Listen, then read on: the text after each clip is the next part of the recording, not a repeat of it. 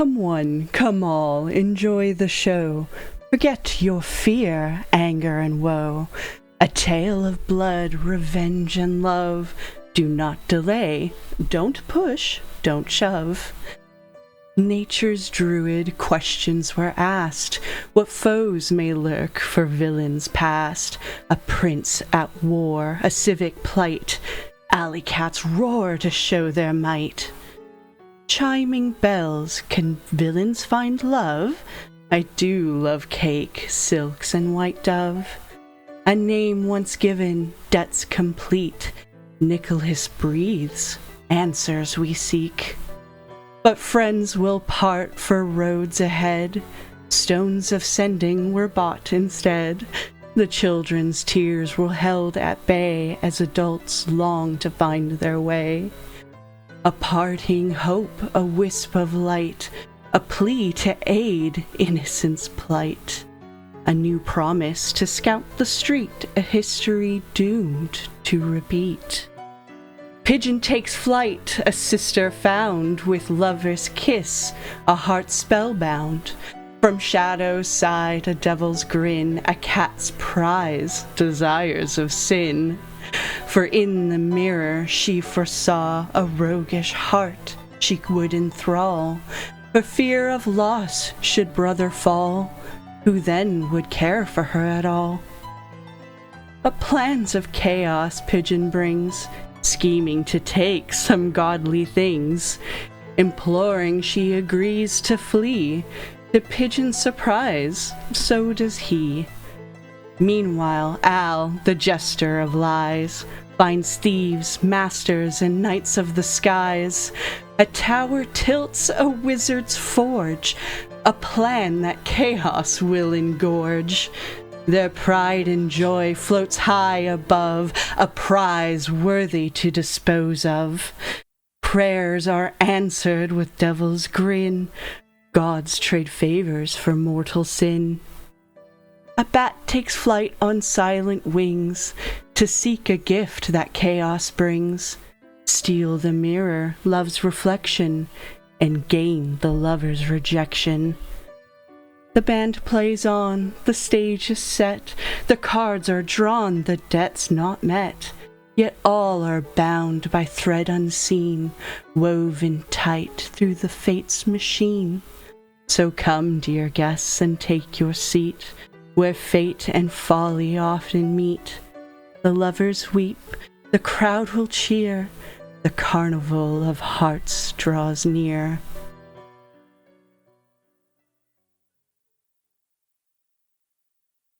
That was pretty good, actually. You're getting better at this. Cue applause. Yeah. I was like, oh, wow, that's pretty impressive. And with that, did you write that down, or? And with that, we are brought to the scene where Al, disguised as a female Sky Knight, has dimension doored onto the back balcony of one of the airships, or the only airship floating above the sea right now. Al, what do you do? I'm looking around. I want to make sure there's no one who saw me do it. Make me a perception check with advantage, please.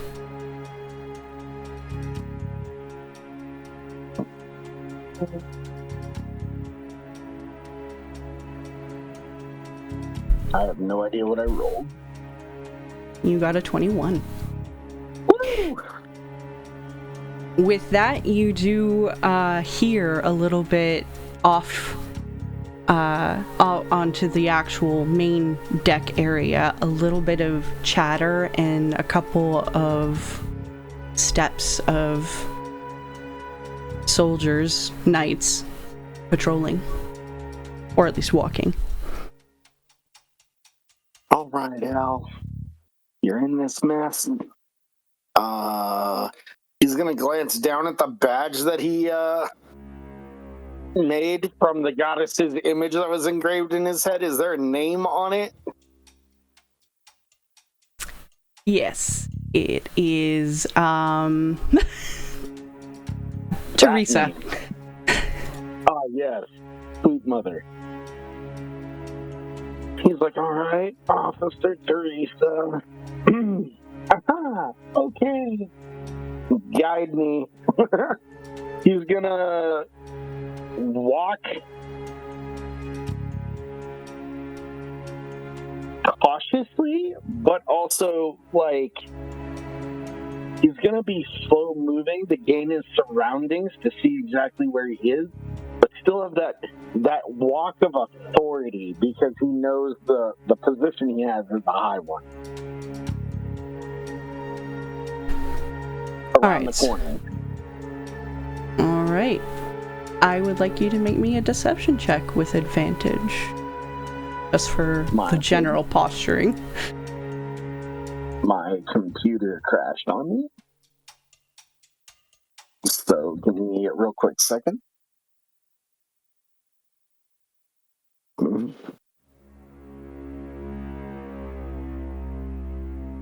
on, you piece of shit computer.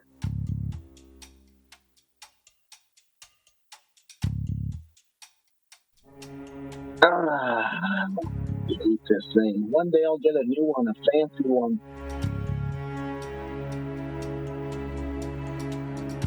All whistles and bells.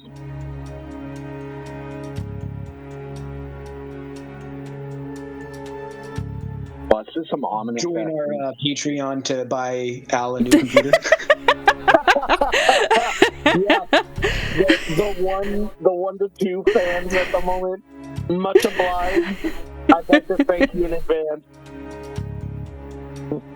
We start a GoFundMe or for Al's computer. I promise you quicker, smoother hijinks if that happens.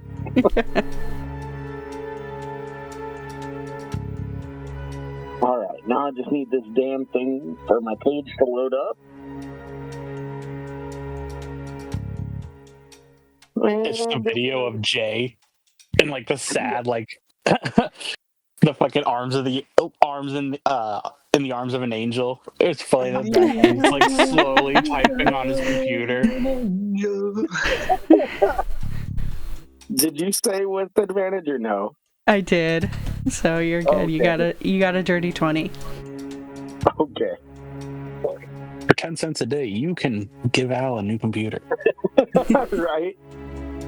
All right, so as you do turn the corner and you are taking on this female's appearance,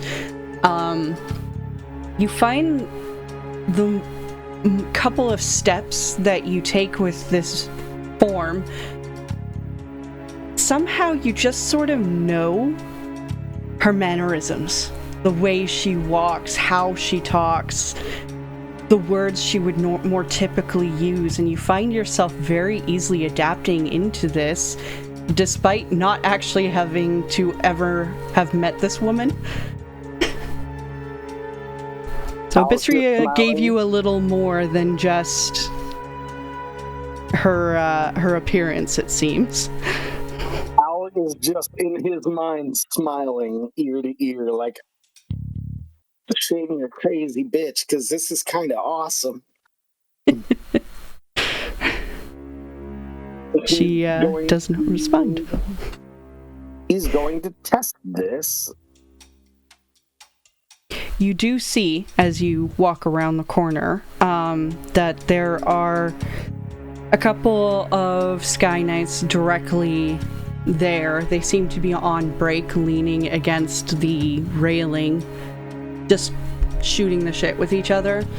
And then you do see 2 other Sky Knights are walking kind of back and forth on the ship, just checking things, patrolling, that sort of thing. Yep.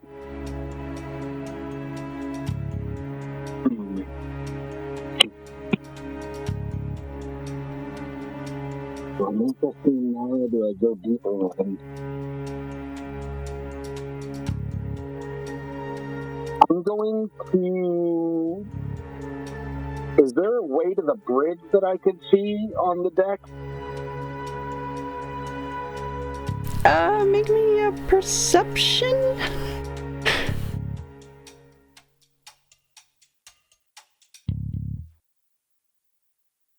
Oh. So there are a couple of ways you see you could go. It's not, since it is an airship, it's not like it actually just has an open space where the steering wheel is like a normal ship would. But you do see near where, like, the part that you just walked around has a door that you could try to go into. And there's also, similar to other ships, stairs that are going down to get onto the deck where they are, and you could probably imagine doors there similar to a regular ship. But as of seeing offhand where a bridge or steering wheel or, you know, the on switch could be, you don't see it here. Those off-duty Sky Knights, though, kind of eye your badge, and they seem to stand up a bit straighter. Sir? I was gonna nod at them and be like, if you have time to lean, you have time to clean. It's our break, sir. Oh, my mistake. Must be nice to have those. I'm just trying to smile slightly, like jokingly to them and walk on. Make me an intimidation.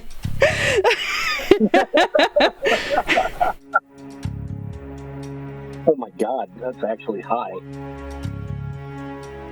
Alright.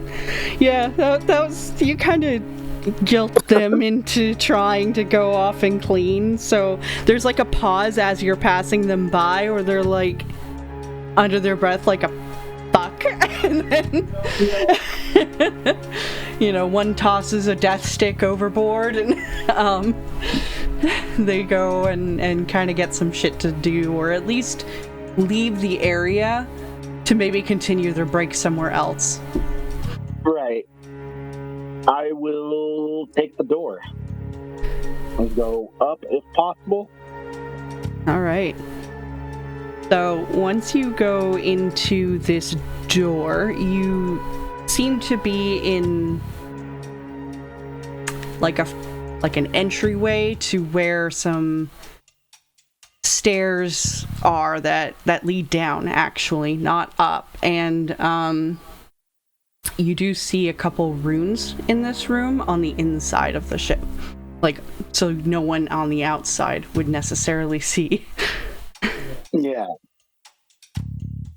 I was gonna glance at the runes. Are there any that, like, tell me the direction or flow, or can I tell where they're going? Like, if it looks like it would be leading to something that can control it?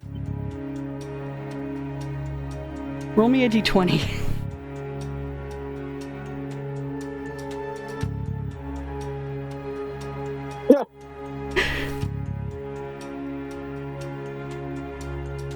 Not really. You don't get much from them. They're gibberish. I was like, stupid language of craziness. Oh. I'm just gonna walk down the hall. I'm gonna make it look like I'm doing my rounds inspecting while going down the hall. Alright, so,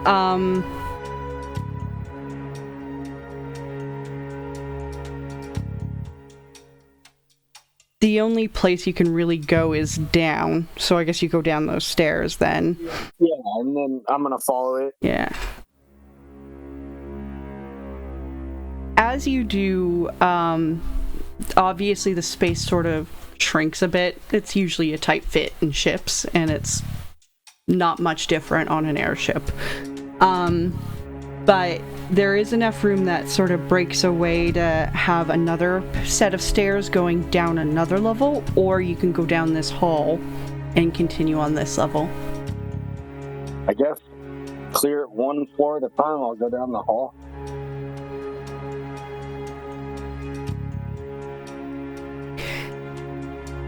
As you begin going down the hall, you do start hearing a bit of a loud ruckus of a lot more Sky Knights. Up to you if you want to risk continuing that way, or...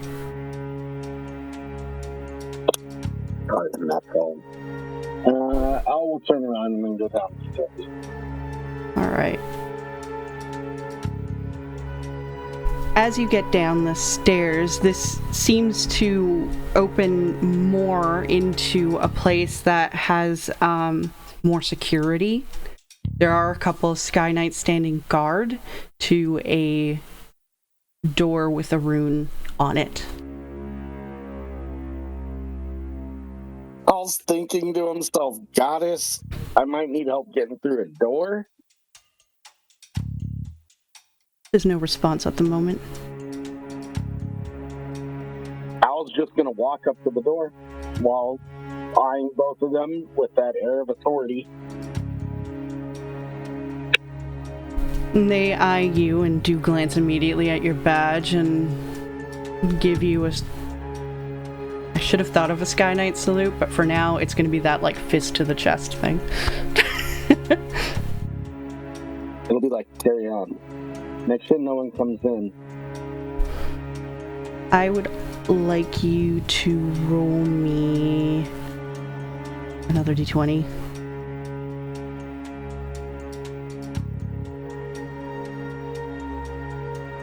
Okay. As you do, there's a moment where you realize they're expecting you to say something. And before you panic, knowing you don't know what that thing is, the word just pops into your mind. Which is, I should have thought of the word, but... Pineapples. It's always the answer. Nebula. Nebula. Once they hear it, they relax more and kind of just do a nod salute. They don't open the door for you, though. Come on. I'm going to attempt to open the door. All right. Let's see. I'm like, any of you up there. As you walk to the door and have this, again, paused, nervous moment of how are you supposed to unlock this thing? Or do you just push it open? You don't know. Suddenly it opens as someone is exiting. And they pause, sort of give you a nod and let you come in first. I'll nod back. And as you squeeze past, him, he turns and continues on his way, and you have made it to the bridge. You do see, it is nighttime, so it's not like it's fully staffed, but it's still the bridge of a Sky Knight ship. So there's like 5 Sky Knights here, and one that looks like maybe acting captain.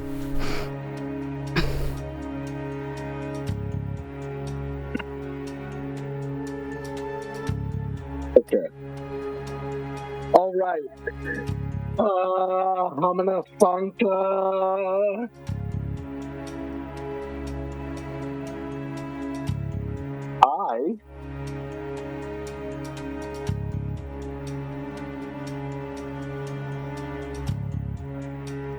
I'm going to be like, all right, time to pull out all that bullshit out of my ass that I was thinking about the whole time we were flying here.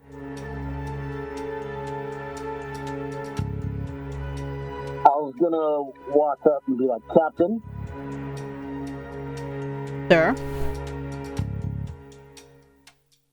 I've been informed that there's a distress going on. Issues in the desert. We need to make haste. We can come back for our guys.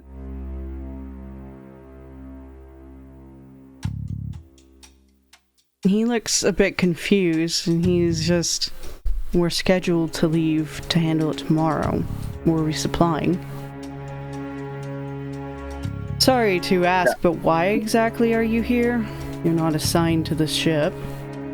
I'm not. It's an inspection, really. I was informed to inspect how everybody follows rules, higher-ups, all the above. Make me another deception check, please. I'm literally like, see how people follow orders and just kind of roll my eyes and look at them?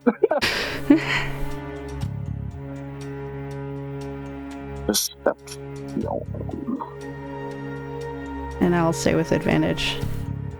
Because you look exactly like her and act exactly like her. And I rolled a 26. Yeah.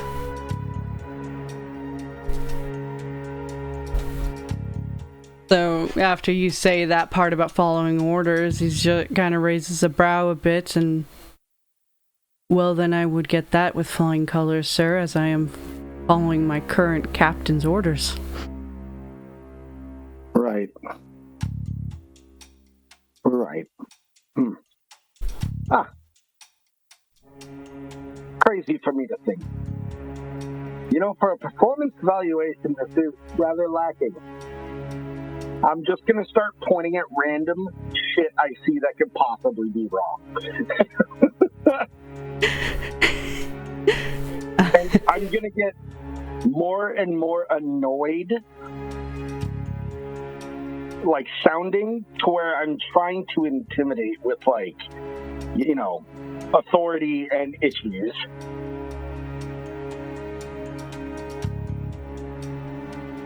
It seems like as you're pointing at things without knowing much about the operation of airships and whether or not things are right or wrong,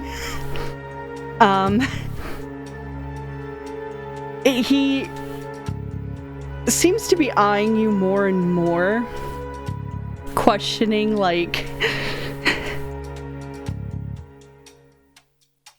just curiously, he's confused by the way you are handling this particular inspection.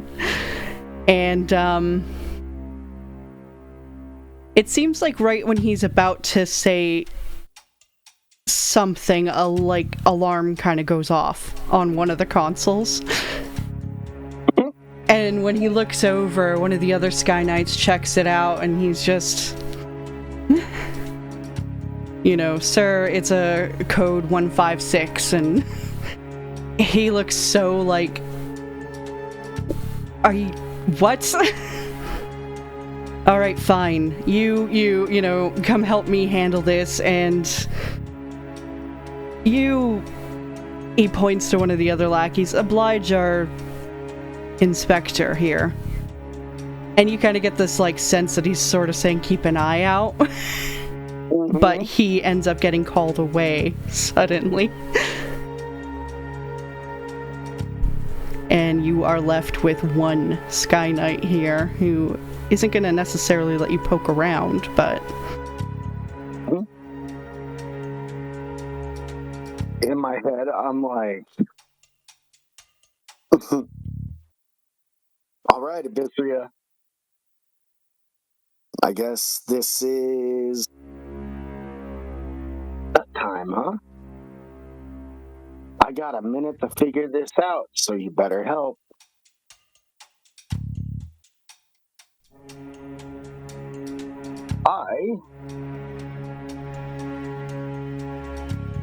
How old or does this person look seasoned? I mean, I know all Skynet is scary, but...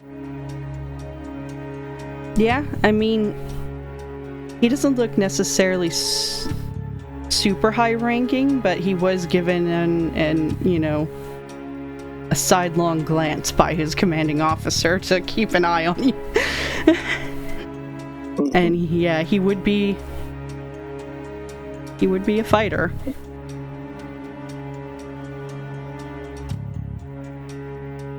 A command, okay. I'm just looking at things. Oh, you're not doing this then? No. Okay. I'm just eyeing my bag of tricks to see what I can do.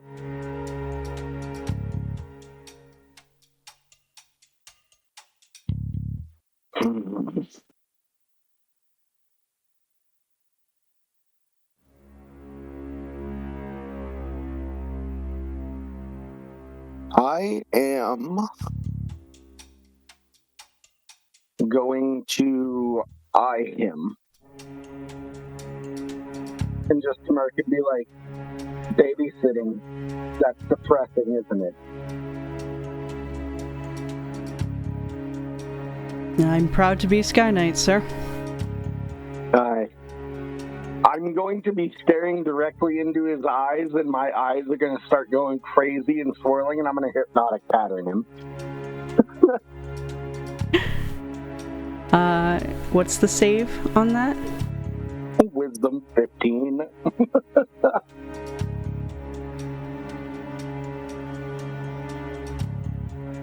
And when he succeeds, Fucking inevitably.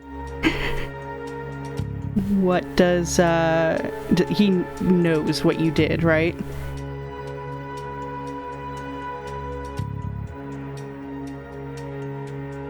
Let's see the pattern. Let's see.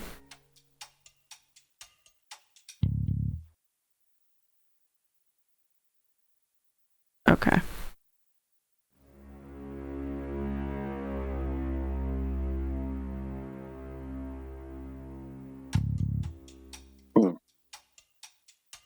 Okay, I mean, so I imagine yes. yeah. After you do this or what have you, he bolts to the console.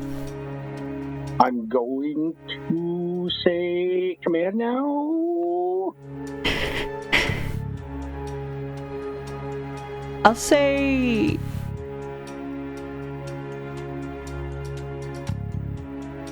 let's roll initiative between the two of you and see who lands where.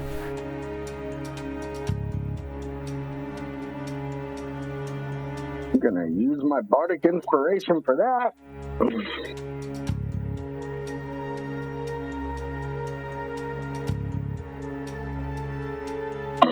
Fuck me.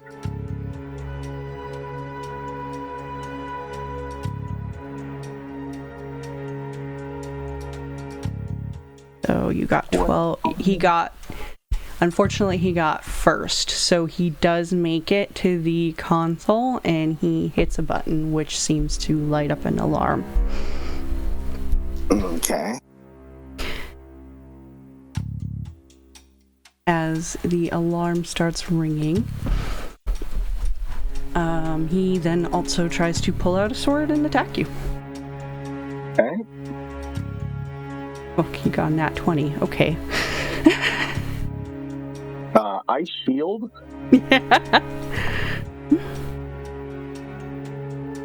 Which will bring me to a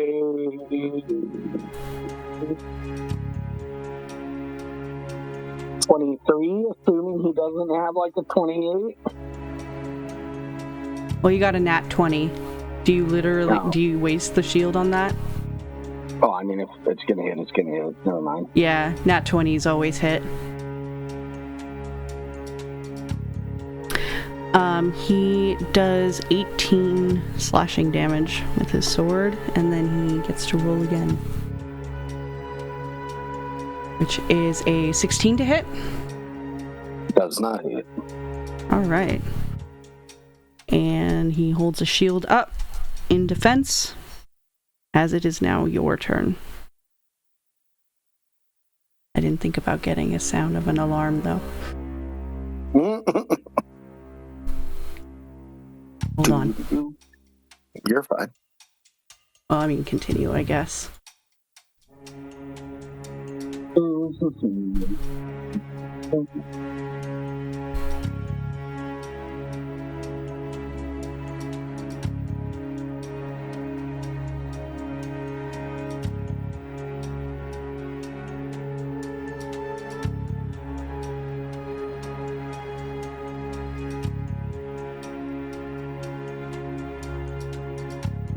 And I'm going to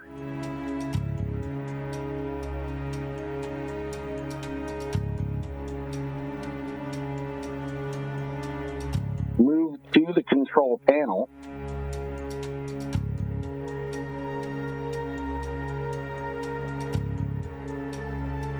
Okay. And yell at him freeze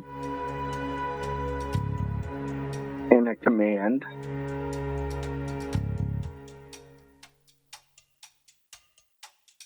Okay, so he needs to make a wisdom save. He fails and he freezes.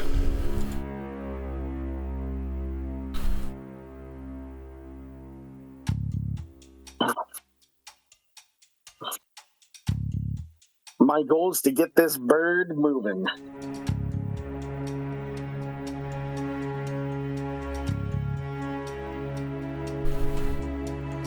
I'm just like, I'm very not according to plan, but fuck it. Try. Police siren. There we go. Al's just sitting there and he's like, the little life forms, those little life forms all over the keyboard. So you're just hitting buttons and seeing what happens? Yep, he's trying to find initially a throttle, if he can. Okay.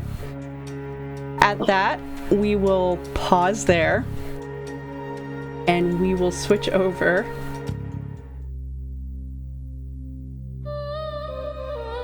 to the Temple of the Lovers.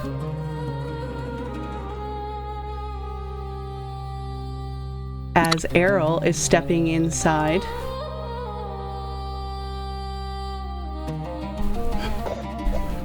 the front doors are unlocked and open for him to come inside, and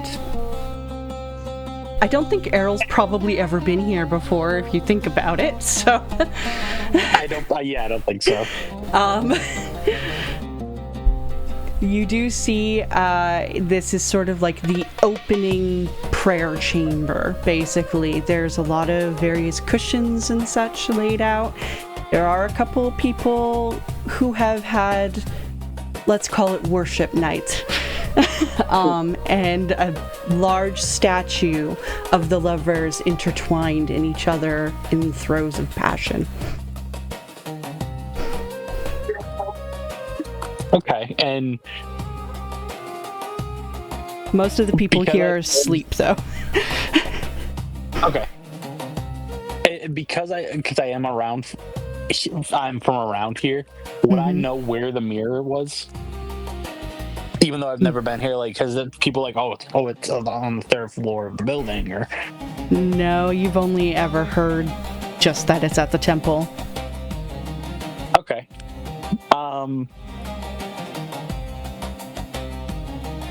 I'm gonna just look for the nearest person that's awake. Okay. So, in the, along the sides, in some nice resting areas, are a couple of the temple, there's one priestess and one priest, basically, who, whichever sex you feel drawn to speaking to. I'll just put it as a general, hey, sorry to bother you guys. Just wondering where the mirror is, come to find my true love.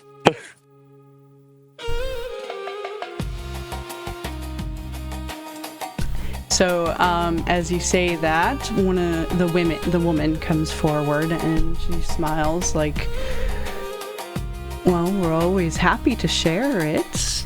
Strange hour you've chosen to visit us, though.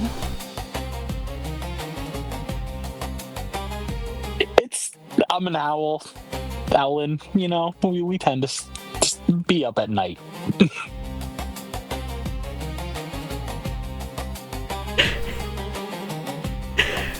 I'm sorry, just the idea of you. I imagine that's just laying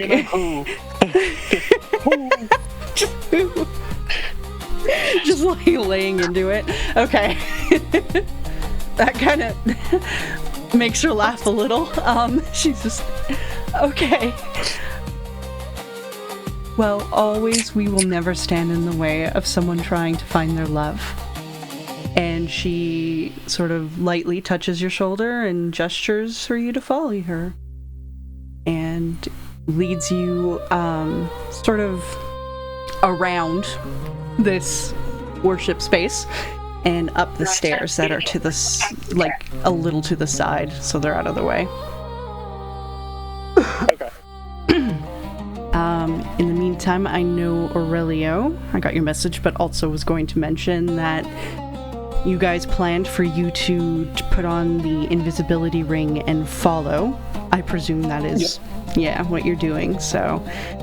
And Willow was a dove on Errol's shoulder, if I recall. That is correct. Yeah, some type of bird, Okay. yeah. I forgot to put that in the poem. Silly me. So. Unacceptable. Yeah. I'm sorry, guys. I'm a terrible DM.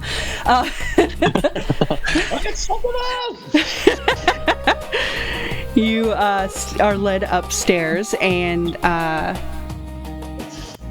this was the second floor, so this one, she kind of keeps you going up another floor because she brings you to the larger sort of antechamber that they use for larger ceremonies and the other random meetings they might need it for, and she leads you over to one of the cushions on the side there and gestures for you to sit and basically just says, I have to wake some people before we can take the mirror, so please wait here. Okay, thank you very much. Of course. Day your life will change forever. You have no idea.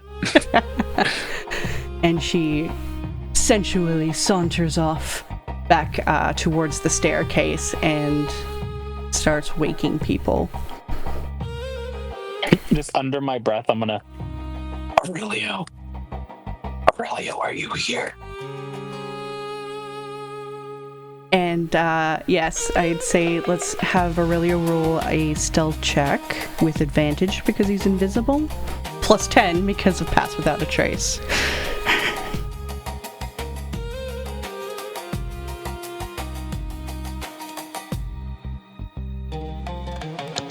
$36. So, the question is then, do you answer Errol at all? Because there is no shot he sees you. I do answer him, but not verbally. I answer him with message cantrip. Just right back to him. I'm in the room. And I'm just gonna just nod my head a little bit like I'm looking around so I don't have to keep talking. Like, oh yeah, this is pretty nice artwork. Yeah. And I'm just like, as soon as he's done, I'm gonna shake it just a little bit more, just so he knows, like I'm talking to him, like replying. Such a stealthy Owlin we have here. I am really good with stealth. Alright. With that, after some time, she comes back with a couple of more capable men, it looks like, and they kind of just post along the side. They don't come in threateningly. It just seems, I mean, you know, it's their god's relic. They're gonna have security if someone wants to look at it. And then she turns to start heading up the stairs on the other side of the antechamber.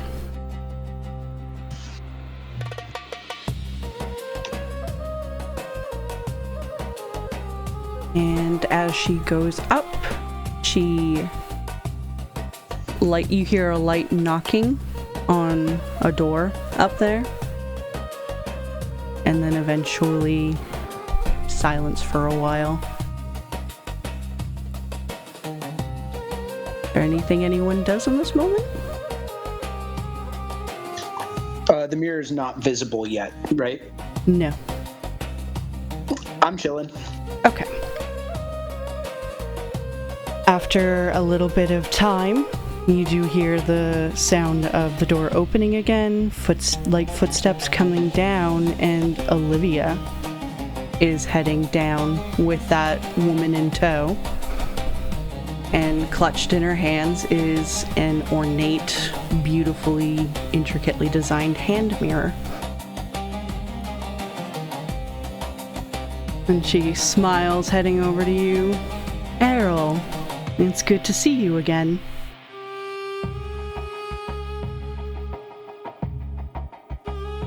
Hi. I'm kind of surprised you remembered me. It's not very often that the gods are open to communicating, especially during Abyssria's age. She glides to sitting next to you on one of the cushions. And she's just, so when they tell me to come and reward someone for helping to set love free, of course I remember them. Oh, isn't that awesome? That you just happen to remember exactly who I was. Oh, come now. Most would die for me to even just know their names. I think most want to die because you know their name. You really think I'm so devilish? Now, you're here to find your love. Yeah. Yes, I am. So she smiles and holds the mirror up and hands it over to you. And were there people in the room hearing that conversation at all? Or? Okay. Yes.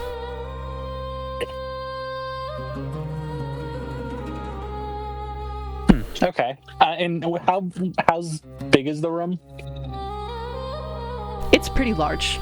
It's like almost the size of this floor. It's really big. It's meant for very large communal ceremonies. Yeah.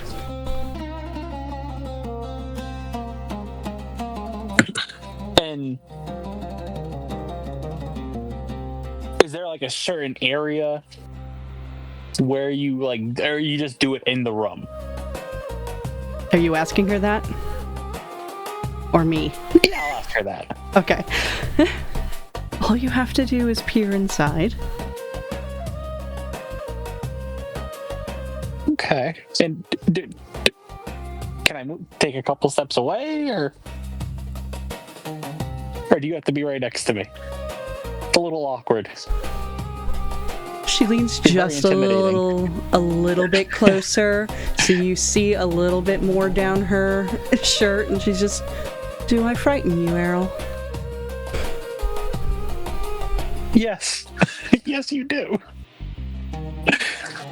I'm going to be just completely honest. She kind of pulls away. Errol, I'm the priestess to the gods of love and passion. I just want you to feel happy. And she hands you the mirror. Oh. Maybe it's not scared, but more intimidated. You're very intimidating. I think you're very attractive. She takes. If you can see me blush, I'm gonna blush a little bit. She takes a moment, and it seems like she does a little bit of a shift and a shake as her feathers start growing on her, and her face elongates to a bit of a beak, and some wings pop out of her. She shifts to an owlin, and this is just a gift she has. She would be the most attractive-looking owlin that you have seen in your life. Does this make you less uncomfortable? And I'm gonna, get a little bit closer to her. Al? Who? Is that you? Sorry, I have another friend. I have a friend who's a changeling, and that feels like something that he might do. So I just wanted to make sure you weren't him before we continue this conversation. Well, I might share his species, but I assure you I'm not Al. Oh, okay. So I can just go over here for the... If you want to look inside alone, yes, you can take it to the side, but it cannot leave this room. Oh, no, understandable. I get it. So I'm gonna.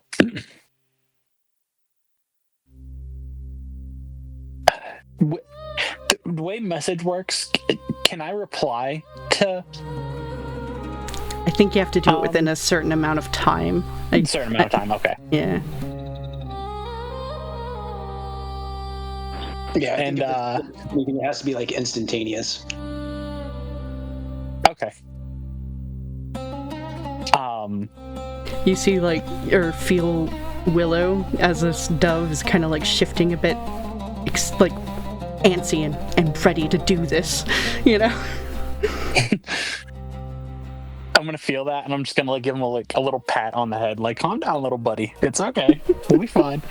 I know there's a lot of new people here, but you gotta be okay. You gotta be calm. Tweet. And so I think the next thing I'm gonna do is I'm just gonna kind of like go off to the side just a little bit, just so there's no one like immediately around me. Yeah, they give you the space because they don't think anyone would try to steal the fucking mirror. And I'm gonna just make it so they can still see me, but they can't see my face. Okay. Kind of put your back to them? Yeah, you can do that. Yeah, just a little bit.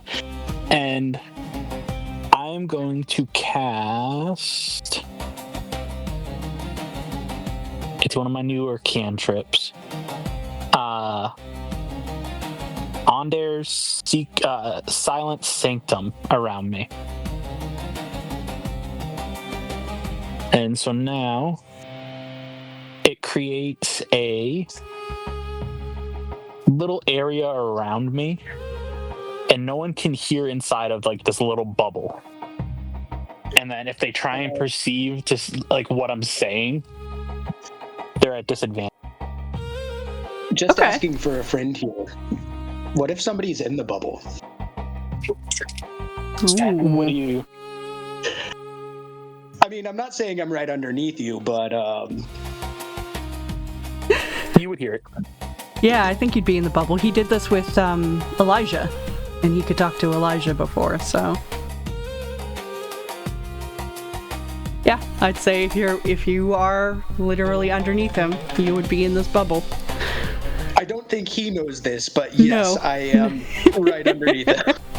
I mean, with your stealth check. And so, because they can't see my face and they won't be able to hear me, I'm just gonna tell Willow that this should be over soon. We're just waiting for the signal man. We'll be out of this in no time. And I'm gonna stay here until we get the signal from Al. He's just, okay. This is just exciting. I've never done this kind of thing before. And from below you, you just hear, "You can pass it off to me now if you want." Oh, Jesus Christ. Or, a mystery. God damn it. I don't know what god I would say in that situation. Maybe your genie's name? Yeah, could be. I don't think we ever named him officially, though. We should. I don't think we ever named him. We really should. It'll come up, so... Yeah.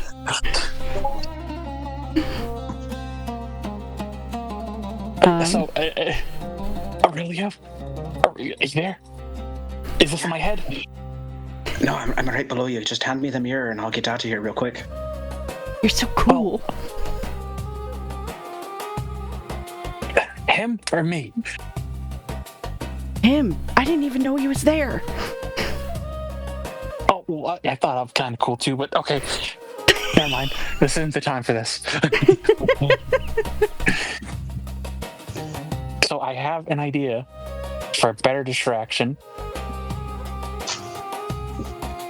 But once it happens... If you want to brainstorm, I've got a couple ideas as well. Well, it's going to be a spur of the moment thing. So for plan A, I've got a tidal wave that I can release into the room and hopefully knock everybody off their feet. Plan B is releasing a phase spirit somehow into the room. I can do that and just have it distract people. I can make it mirthful and I can have it charm people, or I can make it a little bit more tricksy and just create a zone of darkness all around them. I mean, fireball's always a go-to for me, as you know, but I've got those two and maybe some more backup plans as well if you want. I think I have a good alibi for why I won't be around anymore if this works out. Hey, what's that? I can summon a demon. So what if we summon the demon, and because they won't hear me summon it, they'll think it just appeared. I have it pick me up and pretend to kill me. I'll disappear into my genie lamp, and it'll look like he just sent me to hell.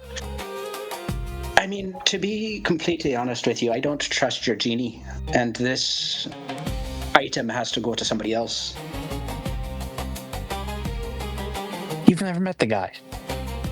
Yeah, but I've met people like him. From everything that you've told me about him so far, I've met people like him. Well, I'll still have it. I don't trust it going inside the lamp at all. And if I have to heat the lamp up from the outside, I will. What would that do to you on the inside, I wonder? I say with like an evil grin that you can't see. Well, if you destroy it, then I get forced outside of it.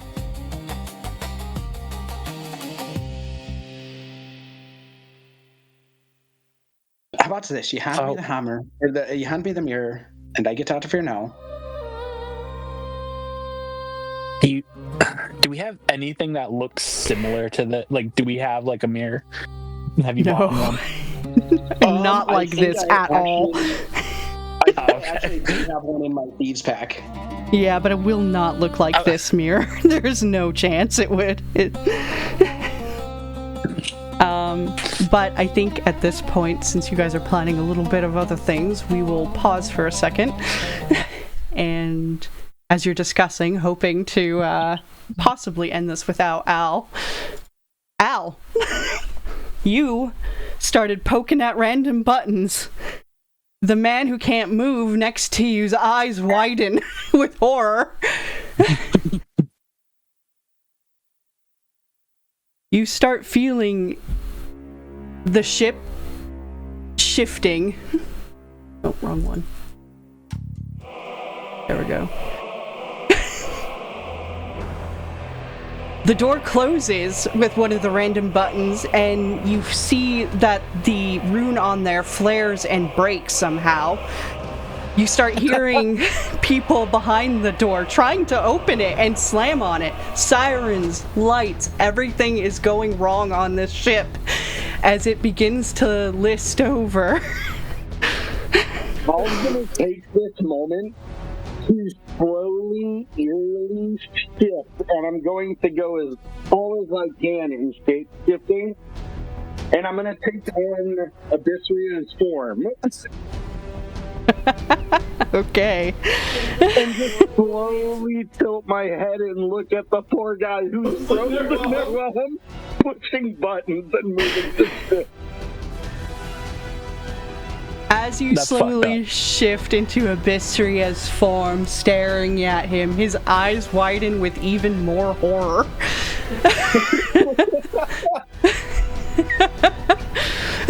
It's okay, pet. You're all right. Smile even bigger. He's gonna do the Cheshire grin. You almost hear his pleas and prayers. Don't kill me, Abyssria, please. You feel that the ship sort of gets stuck on something because it's tied to this dock, but after a moment, there's almost an explosion out there. You hear some crashing and stuff on the dock. The ropes break. The ship starts just glazing off or gliding off into oblivion. And I'm just gonna keep eye contact with him the entire time while it's moving.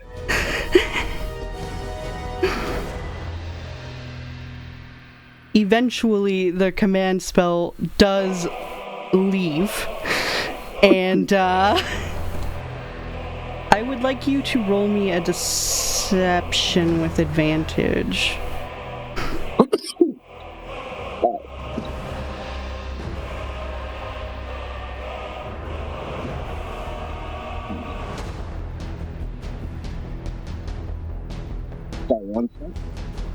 Mm-hmm.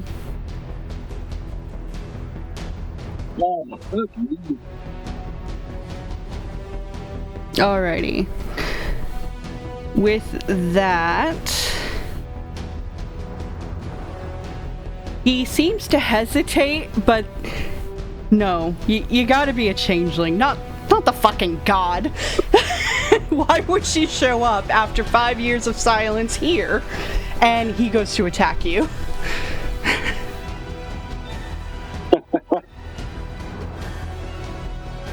Oh wow, this guy rolled a nat 20. Oh, actually, wait. I forgot. In this case, I'll have him roll at disadvantage. So he actually, because of godly reasons, he goes to try to strike at you, but it's almost like the world is open to you and you can see exactly where you need to move to shift out of the way. I'm gonna move just enough to where his face is right next to mine when he's done swinging. Okay. And I'm just gonna smile and say, sit tight. Like I'm not scared of him.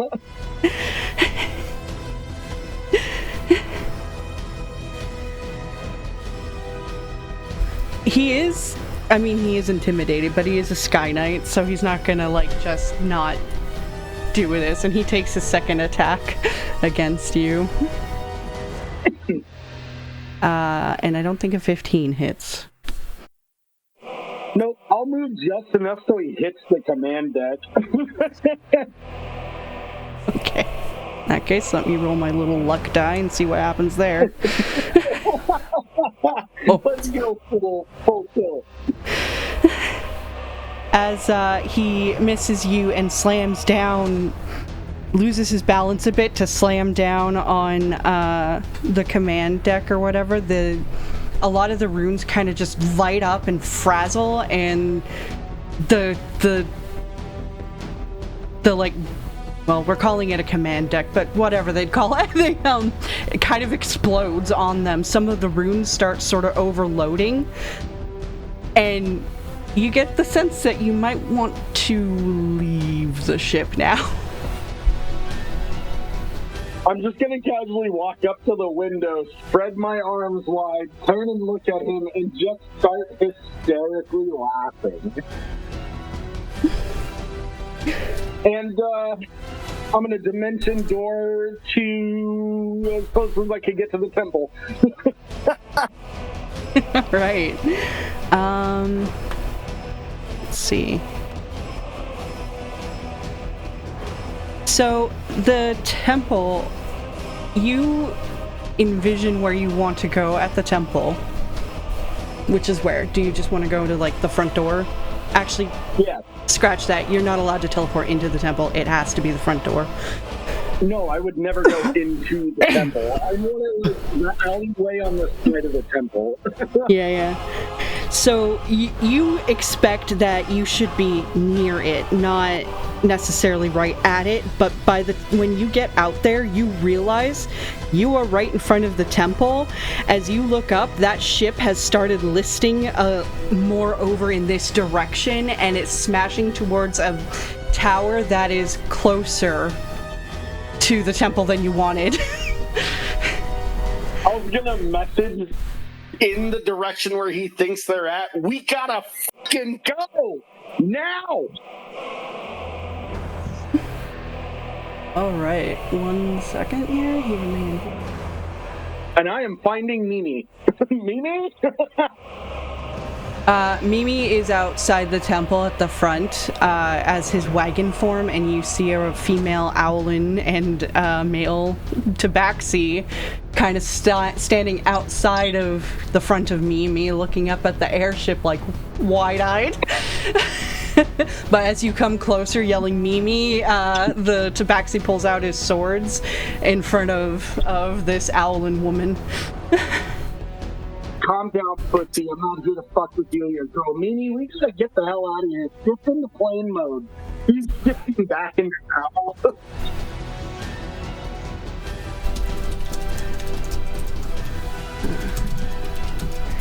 So Mimi just says, "They are still inside, friends." They will be out here shortly, Mimi. Get into plane mode. And with that, crash, boom, explosion beyond what you expect. On top of just crashing through this bell tower, it seems that the runes have had some sort of bad chain reaction and are overloading with magic, and the ship is just exploding from way too much arcane essence in them. And you guys inside the temple hear all this exploding and rumbling. It actually shakes the foundation of the temple. I mean, So, with that explosion, actually, make me a dexterity saving throw. we can't hear outside of the bubble. Oh, in that case, make me a dexterity just saving feel throw it. at disadvantage. Oh, damn it.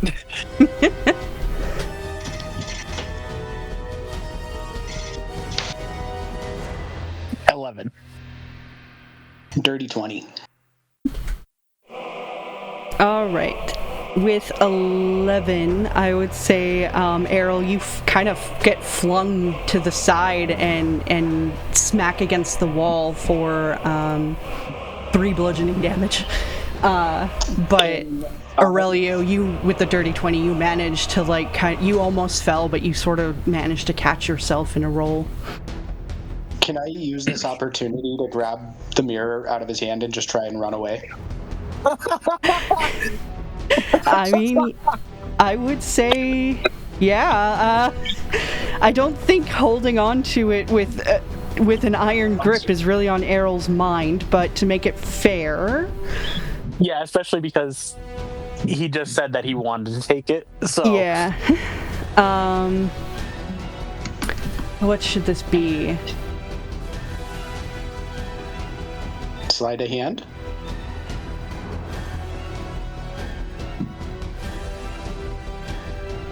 Yeah.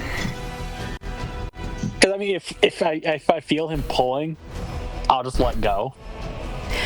Okay, then especially with that, I would say if you're not gonna resist, then no, you can easily grab it and run. There's no point to roll it then. Can I use my action to dash and then my bonus action to dash? Yes, you can. You can easily get past the guards who have been knocked on their asses from what happened here. They will see a floating mirror if that's relevant, but they can't do anything about it at the moment. Would I'm gonna cast in the middle of the room. I'm gonna cast create bonfire. I love the fact you're doing that. Okay. You're setting it on fire? Just it's just a controlled fire, just in the middle of the room, and then I'm gonna reuse the silent sanctum on myself, and then I'm gonna cast at level 4 summon greater demon. Okay. Then, you're like, I'm doing this demon thing. There's no stopping it. And then I'm I'm gonna sub. It's Balgura, I think it's pronounced.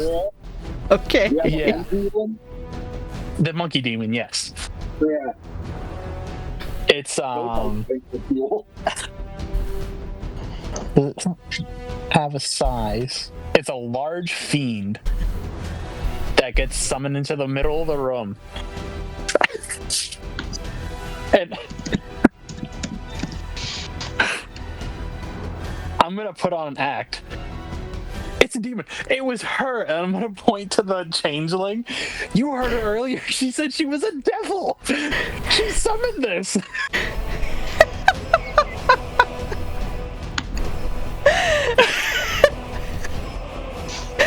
Oh my god, what has this group done to Air?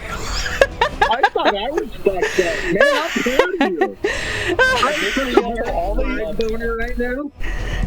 All they see is a fire appear in the middle of the room and a demon shoot out of it. And you screaming that their high priestess is the one who called it. Because she just said, what do you think I am? A devil or something? She said something on the... And I was like, this is perfect. Remind me never to flirt with Errol.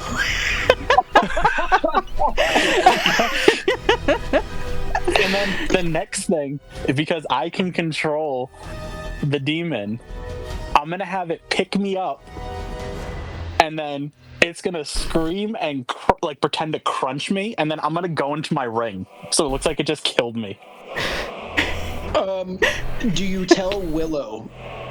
Well, he was there for when he was saying the plan. So I think when Willow sees it, and then it probably scared him at first, but then when he realized, he'll just see the ring floating there, and he'll quickly pick it up. Okay. And I believe we did discuss last week that if he saw you go into the ring, his job was to grab the ring and go, right? Yes. And just go, yeah.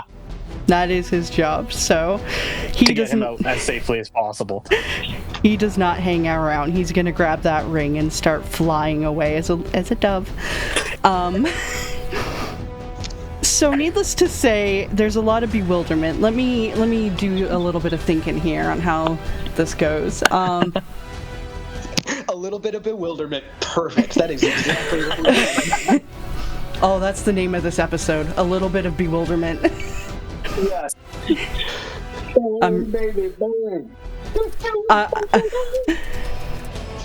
I'm writing that down. Hold on. Okay. So, Aurelio, you grabbed the mirror, you ran out the door. It was definitely all so fast and kind of like a surprise round for this, so they don't even get to react as they see the mirror floating away. But as Errol starts doing his spells, at first he did the silence thing when they finally got up and sort of turned to run out the door as the other one is running towards the priestess to check on her. Then he does his demon, and I would like you to make me either a deception or performance. I will say with advantage because you physically summoned a demon. And then, just real quick, they couldn't hear me summon it because I was in the thing. No, yeah, she's just saying, there's a demon in there, so you have. So it's giving you the advantage, yeah. Oh, okay. And what did you say? Either performance. Which one? Either performance or deception. I'll do deception.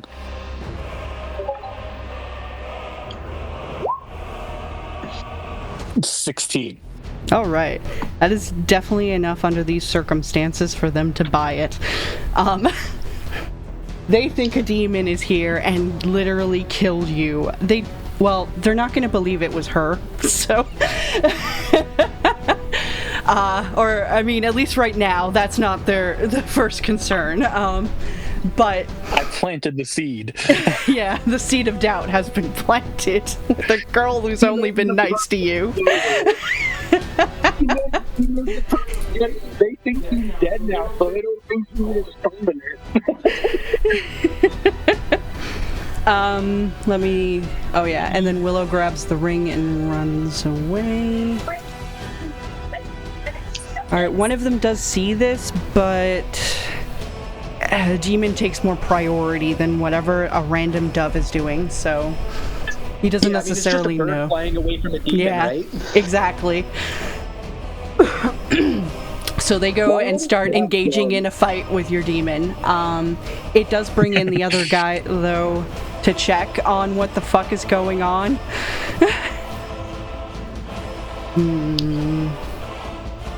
No, actually, he wouldn't. He's going to be chasing a floating mirror. We'll go back to that. Aurelio. It is his god's relic, so... I had a little bit of something for this. Okay.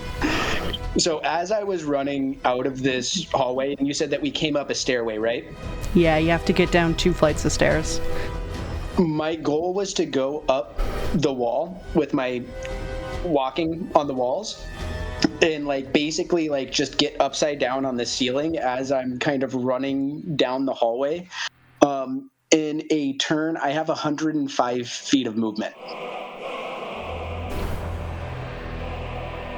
So he chases the stolen mirror, but inevitably he's going to lose sight of you.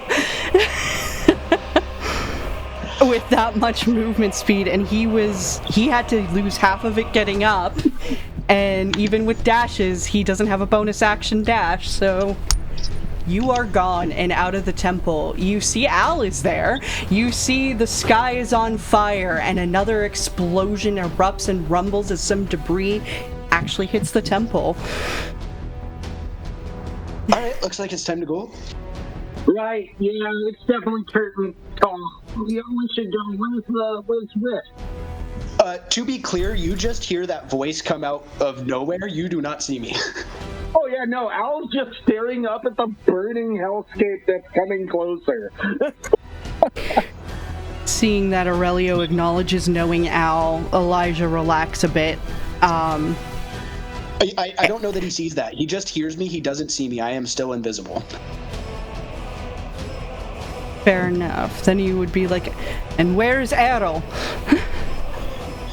Oh yeah, Pigeon? Oh, Pigeon, I'm sure it's fine. It's not like a demon came alive and killed him or anything.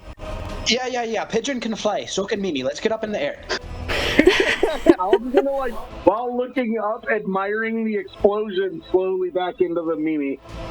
The temple does have a surprising amount of resilience against getting hit by the debris that a lot of the surrounding buildings do not have.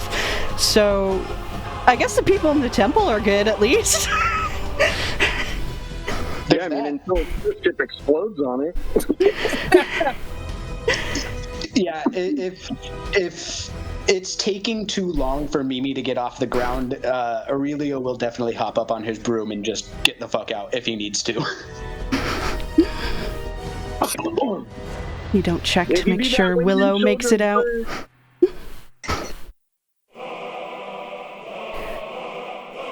What was that, Sarah?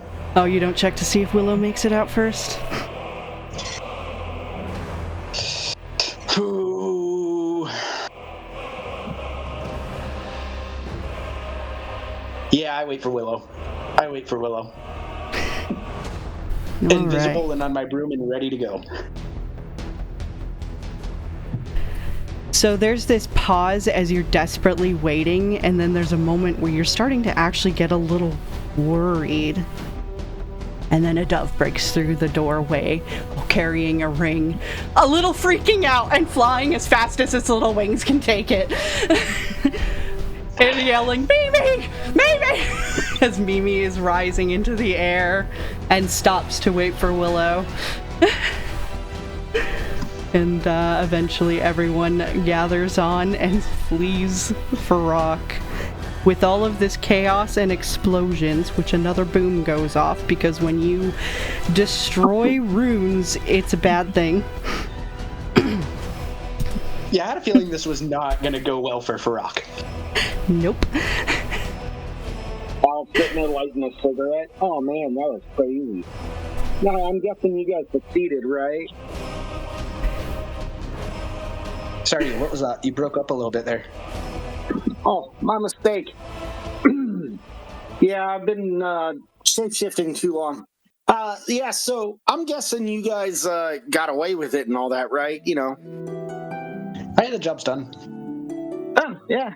Well, I'd say good job, everybody. You know, now we go to Grill, right? As shit's exploding. Yeah, I think our next goal is it Lavath is the name of the continent? Yeah, we'll take you back to the world map here. Yeah, I think our next goal is Lavath. If you want, we can stop off in Truepine and just start making our way up to Grawl. I know that there's some ruins out there, and I know Earl likes to explore those, and a little bit of woods time for me, if you don't mind. Well, yeah, I'm all right with that. By the way, where is Pigeon? Did he die? Once we get out of the city, I'm gonna come out of the ring. Yeah, you know what's going on outside the ring, right? Yeah. I just can't talk with anybody outside the ring. Before you come out of the ring, actually, real quick, interrupt this conversation. A genie shows up in front of you, and he has his hands on his hips, and his foot is tapping on the floor. Arrow. Buddy. No. Hi. No. Do you know how many godly artifacts you have had swept from your hands? That's a lot. It's a lot. A lot. Arrow, my friend, I like you. You're one of my favorites. He points at you, and you get a flare of red from his eyes as he looks directly into yours. Don't make me angry, Arrow. You won't like the power. Please don't look me in the eyes. It's awkward. Never look a pigeon in the eyes.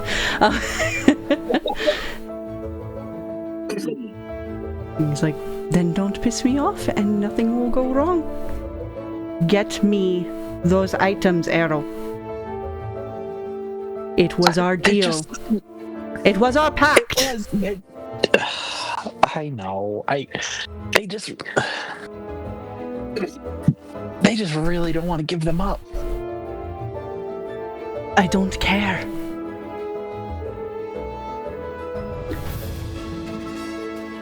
All right, I'll work on it.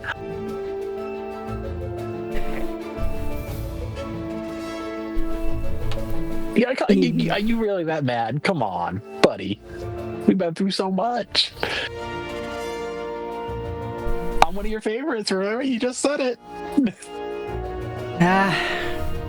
I can't be mad at you, my friend. He gives you a big hug. See, and we do them. You know, I don't like the big red eyes. You know, you've done it once. I asked you. Come on, let's. I get it. You're angry, but you have to understand how important it is. I know more than I know better than anybody how important it is. Do you? Do you really? Is that why I'm having to be here with the red eyes? You know I don't like to do the red eyes.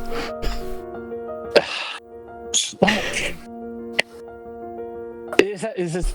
Do we have to have a self-talk right now about the red eyes?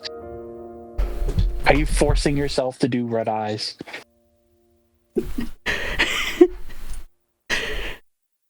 Only when you make me mad. I'm gonna take a seat on one of the cushions. Take a seat. I'm gonna gesture. Come on. I think we need to do this. He begrudgingly sits next to you. You know I hate having these talks. I know, but we need to have them sometimes. It's how we improve this partnership. You know, I like you, but you just make me so frustrated sometimes. It's almost like I'm talking to a brick wall. What am I to do? Well, first off, ouch. My feelings. Would I say that to you? Let's be real. No. No, yeah, okay. So maybe we just need to have better communication. I'm trying. I know you're trying. I'm just thousands of years old, so it's a little difficult to break old habits, but listen. I know. Hey, you're doing really good. I'm gonna give him like a little pat on the shoulder. I was like, you're doing great, man. You're doing really good. He kind of does like the, oh shucks. Well, I've been working very hard. You work for a god. I guess I've done little side missions for a god, and I'm tired. You got a mission from a god. Well, I can't even imagine what's on your plate. Sometimes it's like the fate of the fucking world. But and that's a lot bigger than what I'm dealing with. So I understand your frustration. Take my advice. If you can get out of working with the gods, get the fuck out of working with the gods. But that means I can't work with you. Well, we'll see. But you have to get me the artifacts. Huh? I'll get you the next one. No. Promise. One of these. It has to be. Not the next one. I already asked you, Arrow. Okay. This relationship goes both ways. Is there a tier? Like, which one's more important?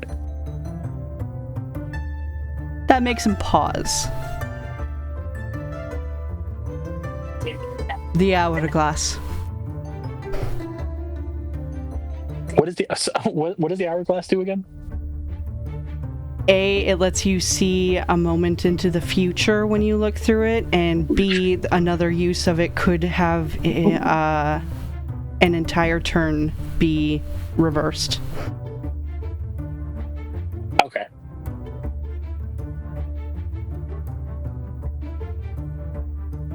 So the hourglass is what's really important right now.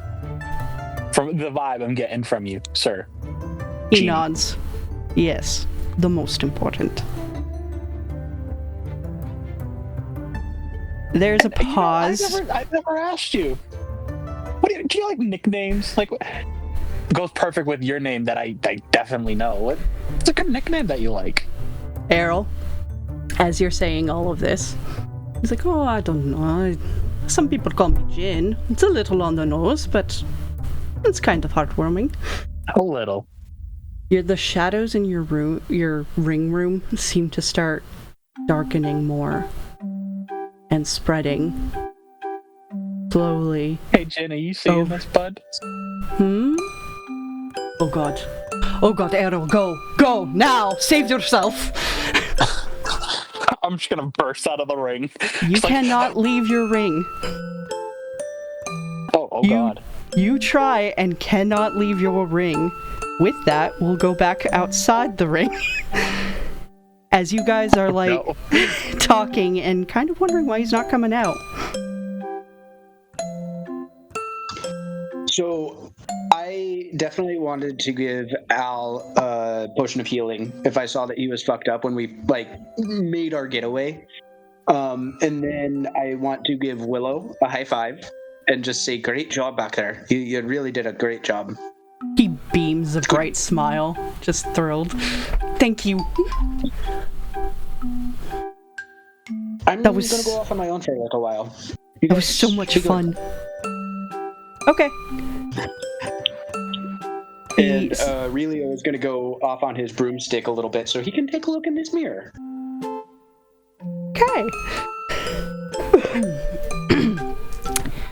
With that, as you look in the mirror, at first you see your reflection on the broom, but it starts shifting in...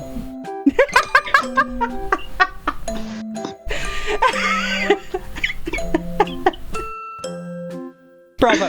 Okay. I had to, I'm sorry. No, that was the best interruption. Thank you. Alright, let's not do carnival type music for this then. Hold on. I'll skip ahead a little. There we go. So as you're looking at the mirror, you see at first your reflection. You think for a moment that makes sense until some smoke starts pouring into it. A mix of blue and pink smoke swirls and swirls and swirls, and eventually there's like this moment where it stops swirling and is sort of held in a misty space. And make me a perception check.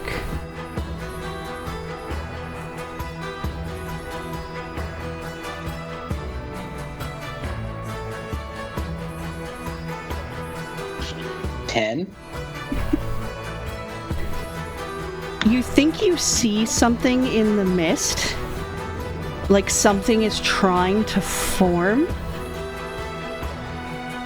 but it's almost like it can't take hold, and then it fades away.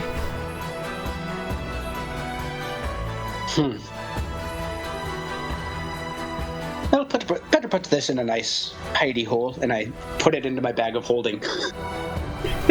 All right. Tucked away in your bag of holding. In the meantime, I don't think anybody else can get into. No, I think if they do take it, they can. I mean, you stole it from somebody yourself. So, yeah. If someone grabs it. Can other people access what's in my bag of holding, or does it have to be the person who... Well, they have to know the item they're searching for. Yes. They can't be like, oh, what do I get? You have to, like, think of the item you're reaching for. Yeah, if you recall when you took it from Anastasia, you had to guess certain things. So you were like, weapon, and then you pulled out a jeweled dagger, you know. So it would be similar. They would have to guess the lover's blessed mirror.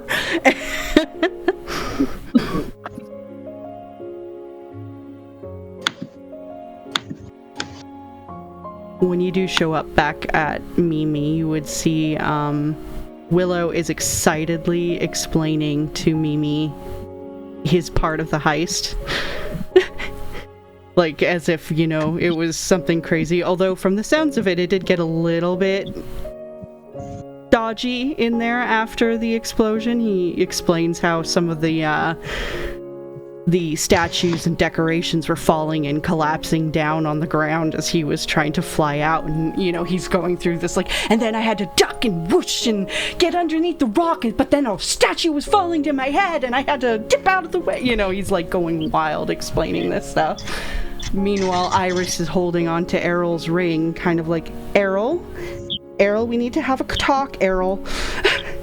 Wait, Errol's not back yet. No, he hasn't come out of the ring. Probably because he knows I'm mad at him. Hold on, let me see that real quick, and I try and like just use heat metal on the ring to melt it and destroy it to force him out. Oh, yeah. So I assume you don't do that while she's holding it. Like, you let her put it down first, right? Yeah. Okay. Put it out somewhere. Don't hurt Mimi, but put it out somewhere. Hurt Mimi? What do you mean? She's just putting it on the counter.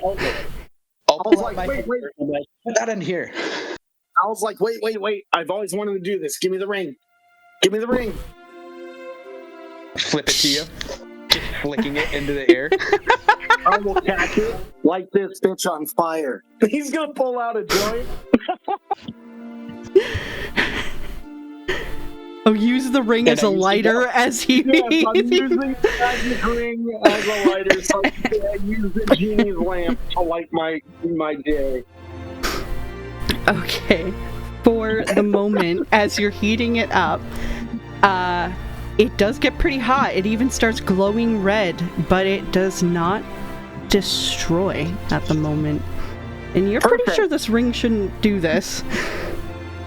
Al doesn't care. Al's just using it like a car lighter right now. He's like, wow, these things are great. They stay lit a long time. Isn't that going to kill him? Oh, no, he said he comes right out if it gets destroyed. He said if it gets destroyed, he just pops out. I mean, all right, let's all be realist here. If he does die in there, then that just means he lied to us, and that's not very cool. Because he told us he comes out. You still got Revivify, right, Willow? Oh, yeah, I could do that. Cool. Worst comes to worst, we just bring him back again. Yeah, we've done it tons of times when I die. I point at Al and I look over at Iris and what's the other guy's name? Elijah. I look over at Iris and Elijah and I'm like, yeah, I've killed him 4 times, Al? Can I still hear all this? A little bit, yes. I was like, I want to say 5 times, actually. Not might be fine. Willow, you don't have a couch, do you? Elijah's just slowly, moving in front of Iris protectively. And Willow's just like, well, there was the one time you shot him with lightning. Oh, no, you did that, way more times. I don't know. I wasn't really trying to count. Maybe 4? Well, let's do this. To be fair, he's only killed me against my will 1 time. The others, I was kind of asking for it. Yeah, to be true, I did kind of let my emotions get in the way on that one, and I think I apologized, right? No, yeah, you did. We're good. We're cool. By the way, Willow, good job. He's gonna high five Willow and pump him up. So he takes the high five happily, and he's just, did you see me? Did you see me fly out all cool? I sure did. Alan is not saying shit about what happened on the airship. He's like, it came down, that's all that mattered. Oh, and here's your part for the job, and I'll pay 100 gold to Willow, and I'll pay 100 gold to Al. Willow's eyes light up. Thank you! As he takes it. I was like, give the gold to the munchkin. All right, here's 200 for you. Eyes even brighter. All right. Go and talk to me. He might have something special for you. I almost forgive you for what you did to Meldor. He points at Al, and sure. What kind of stuff? Shrugged. I understand. I didn't mean to be a dick to you. I'm sorry. You made me cry. I know. I am really sorry about that. I don't always think things rationally. You've been around me long enough. And I pull Willow off to the side, and I'm like, "Hey, I've got an idea for you if you're interested at all." Yeah, of course. What is it? So you might be able to pray to Abishria, and she might be able to give you an ability to turn him into an animal for a little while if you want. A little bit of payback, Ooh. Okay. I'll give it a try. Give it a shot, right? A slight bit of purple kind of leaks into his hair. I was just like, what are you doing?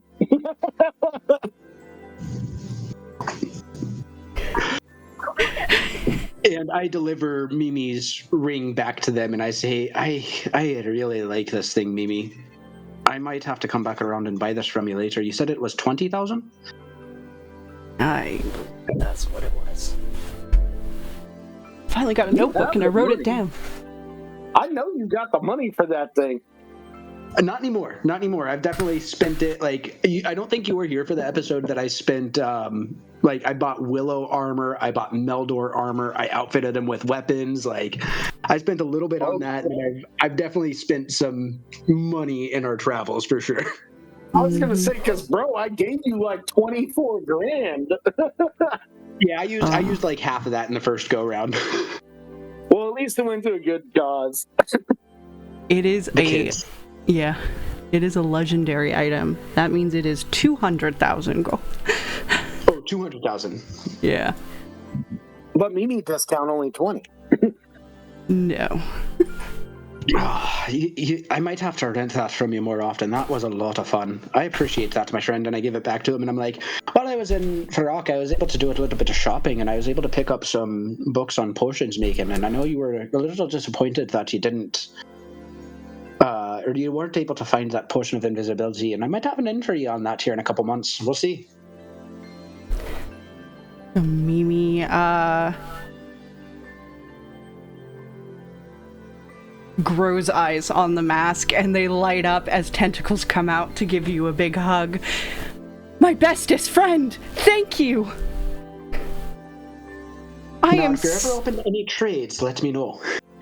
I am so sad when I cannot sell something someone wants. Thank you.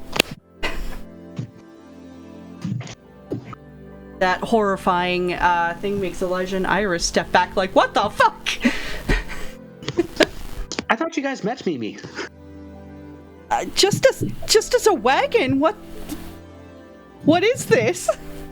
I mean, and then it started flying and turned into an airship, and you weren't shocked, and it's talked to you. That's like, it's I've been shocked, but I don't know. An exploding ship is a little distracting, and now my brother is in his ring and won't come out to talk to me. So Errol didn't tell you anything about this. Well, he said he wanted to steal the mirror, but he didn't say the city was gonna explode. Yeah, I mean, that's a side effect of us sometimes. And I just say, so I'm Aurelio. I don't know if we formally met. This is Al and Willow. And this is Mimi. And I point at Mimi, and I'm like, Mimi is an exceptional human being. Yes, I am a people. They're kind of like, holy shit, who are these people? He's gonna stand up and kind of get into a ready stance. What the fuck? And Al, I think, is this a pigeoness or another pigeon? All right. Why is everybody so cool with these two random people sitting in here? How long have they been here? One of them kind of looks like Errol, and I figured if Mimi wasn't dissolving them, they probably would be all right. And they kind of, I see you guys briefly, I think, right before we went in, right? Yeah, Errol did introduce them, so. Okay, sister. Oh my god, I gotta stop getting this ripped. With all of that, Elijah again took a defensive pose next to Iris, and he's questioning Errol's life stories. Elijah, I think you've seen us in action already tonight. Do you really think that you can do anything against us? I don't think I would survive if I continued to fight you alone, but I'm pretty good at what I do, and I could probably at least get Iris to escape. I was like, I respect that. I respect that a lot. But don't think I wouldn't put one of you down in the process. He smiles. To be fair, I don't think that we're in the mood for any fighting right now, so you can put those away. He's the one that brought up all the fighting and aggravation. He points out Al, who was just recently freaking out. Yeah, but Al's not gonna do anything right now, right, Al? I mean, no, but for the record, the whip wasn't uncurled. It was still rolled. I'm not threatening. Have you seen me? I'm so cooked. I didn't know you guys were here. And he's an amazing dancer. I am. I can do everything, even the safety dance.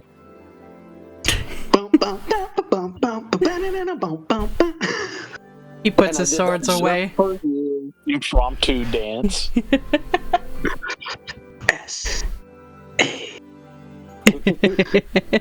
Al slowly puts the whip back on his hip and slides against the wall of Mimi. Yeah, Mimi's our mimic, but he is best friend and he is human.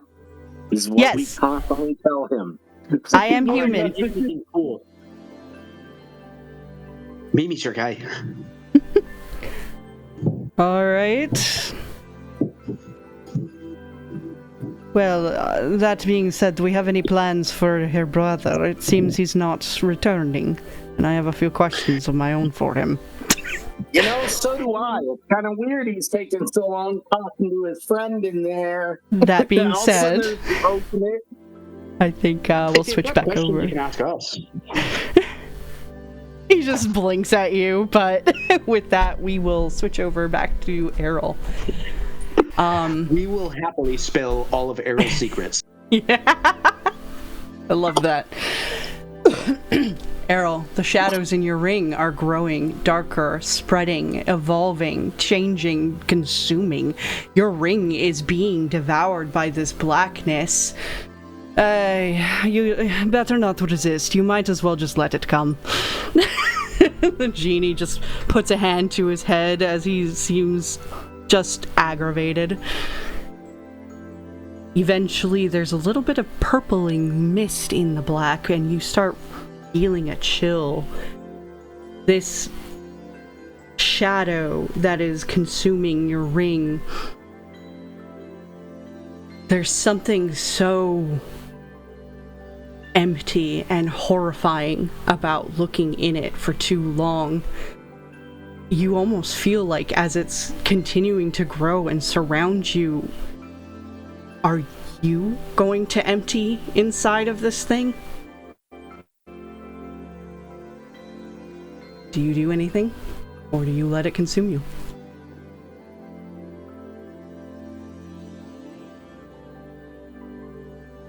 Empty yourself in it. You're muted too if you're talking. Damn it. Can I fly? Is it like... I'm trying to think of like the wording for it. Is it like slowly consuming the room, or is it like now everything's like moving towards me? It is slowly consuming the room, so that would also, though, include the floor and the space you're on, the space you're in.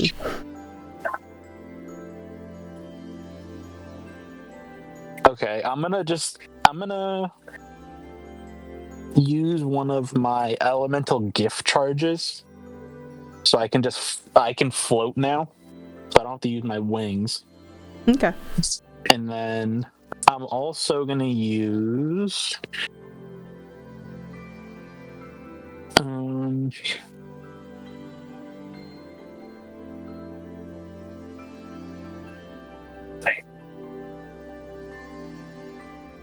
gonna use my ghostly gaze. That's the one that lets you see, like, behind walls and secrets and stuff. Yeah.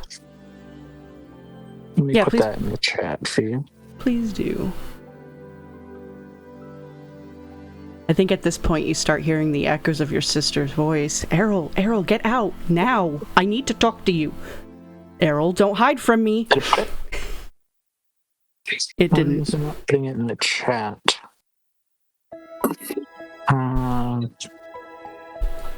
Actually, we need... Errol's gonna see some shit. Why is it not letting me?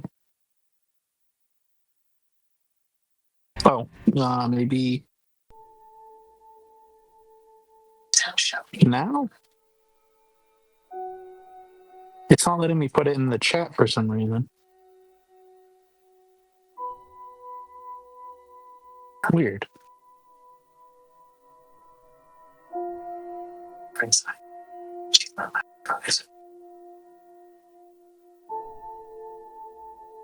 Yeah, for some reason it's not, when I click on it, it's not putting it into the chat. Okay, hold on, let me just take a look at your sheet real quick.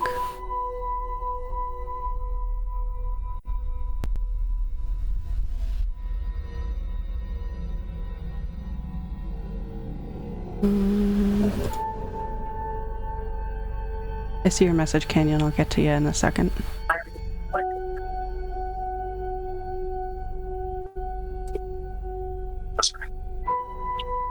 Is it a Honestly, feat or a that's spell? no rush from my end. It's just so I don't forget. Yeah, no worries. I didn't think you were trying to rush me or anything. Is this ability a feat or a spell? Like, where would be the easiest way for me to find it? It's a feat. Okay. But it's also under my combat. Okay. I can like flick it on during combat and it lasts a minute.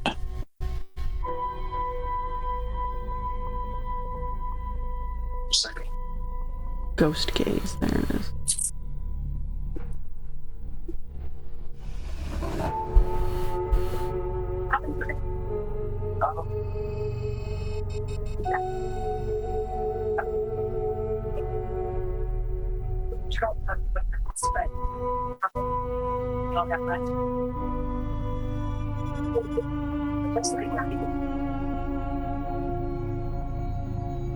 Okay. Make me a wisdom saving throw. Ooh, that's not. I'm not good at that.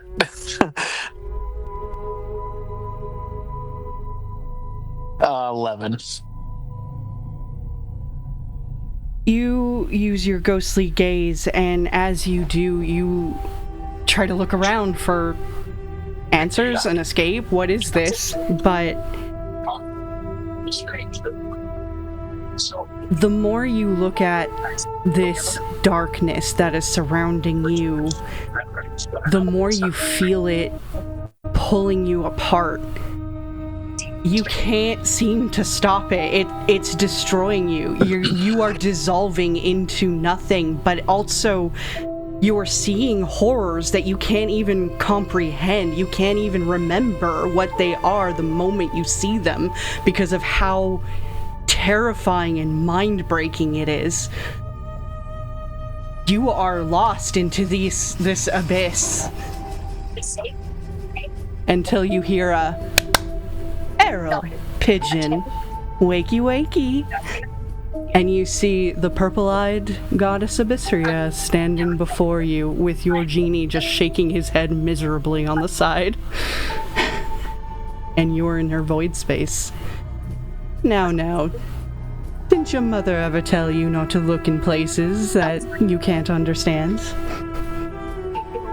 You have yourself back now. Maybe. I'm just gonna just like so fucking stressed out. Why would you do that? He's just, I needed to chat. It's much easier to invade this place than it is to bring you to mine. At least right now. That stunt with Al's hello drained me a little. And I'm not in a situation where I want to be drained. You could have just knocked on the genie lamp. Well, that would mean I'd have to physically be there, dear. And if I am, after the stunt we all pulled, then, well, you don't want to know who's trailing behind me. A chair appears behind her, and she sits in it, a desk in front of her, and some chairs appear behind the desk for you two to sit down. As she crosses her legs and gestures for you to sit. God. I'm just gonna sit down and it's like the 1,000-yard stare, just like down into the like left or right a little bit, just like my mind is broken. Now. You'll get over it. In the meantime, I think it's time we discuss some contracts. She looks over at your genie. He's just... Abysria.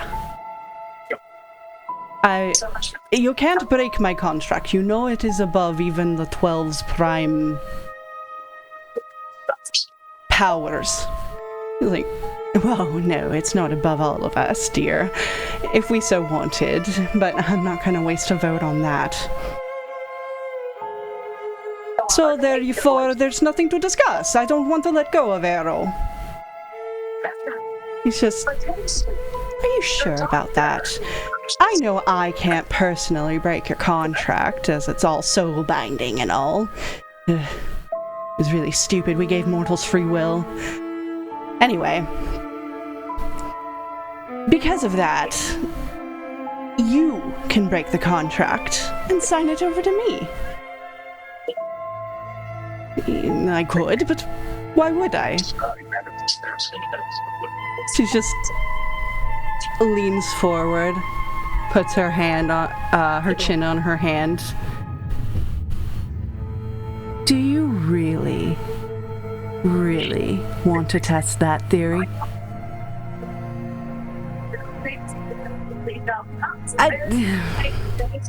Abysria, come on. We've never been at odds. We've always been friendly to each other, and I need Arrow.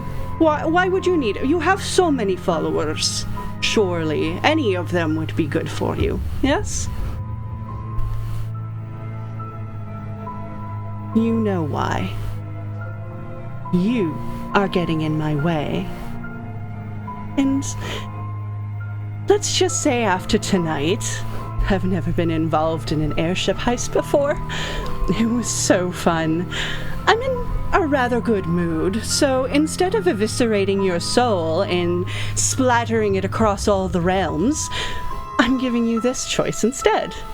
Give me his contract.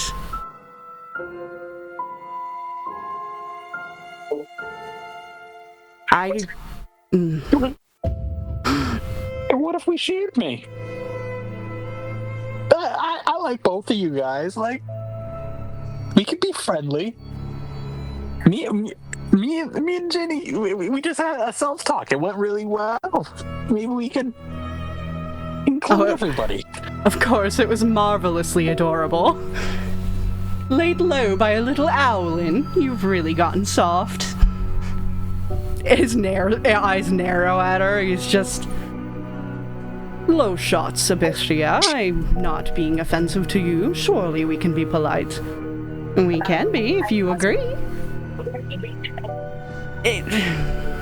Ultimately, in the end, it is his soul. Yes, his choice. She ponders for a moment, and she's just... Well, since he signed it away to you... No, it's not his choice any longer. But... Again, you caught me in such a rare mood. All right, then. Errol, she leans closer to you this time. What will it take to get you to agree? Oh, this is an incredibly awkward situation that we're in right now. Because I like you both. You don't think there's any way we can share? Well, maybe I do keep his powers and help him out, and then whenever you need me, I can also... Oh, darling, I'd give you those powers. I'd become your pact.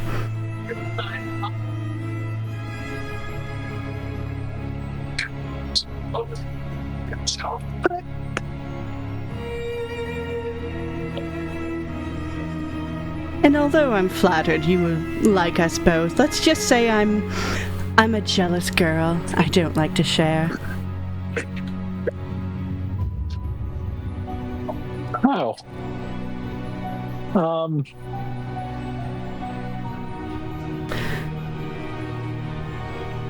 Oh, this is a lot. It's about a day, to say the least. How long do I have to make the decision? Well, I was hoping to hash this out tonight, but...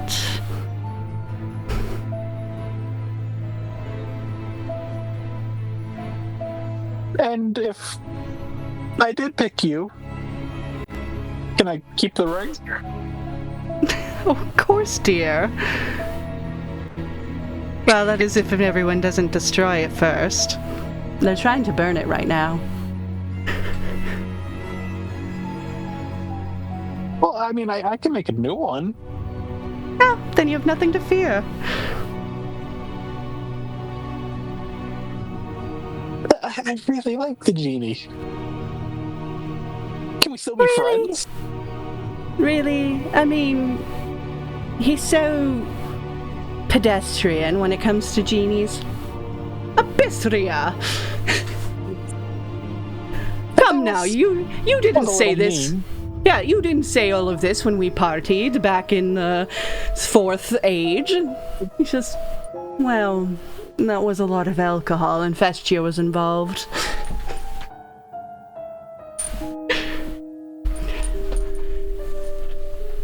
See, I think we could have something special here.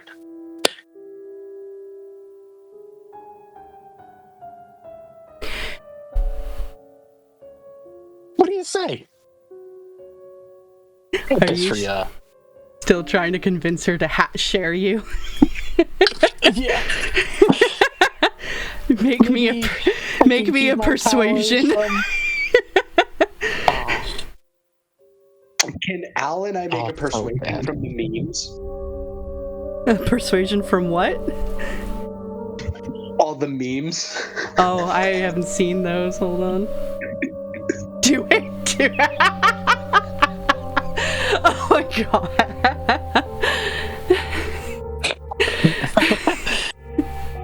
You should take advantage on the persuasion for how many memes we put down there.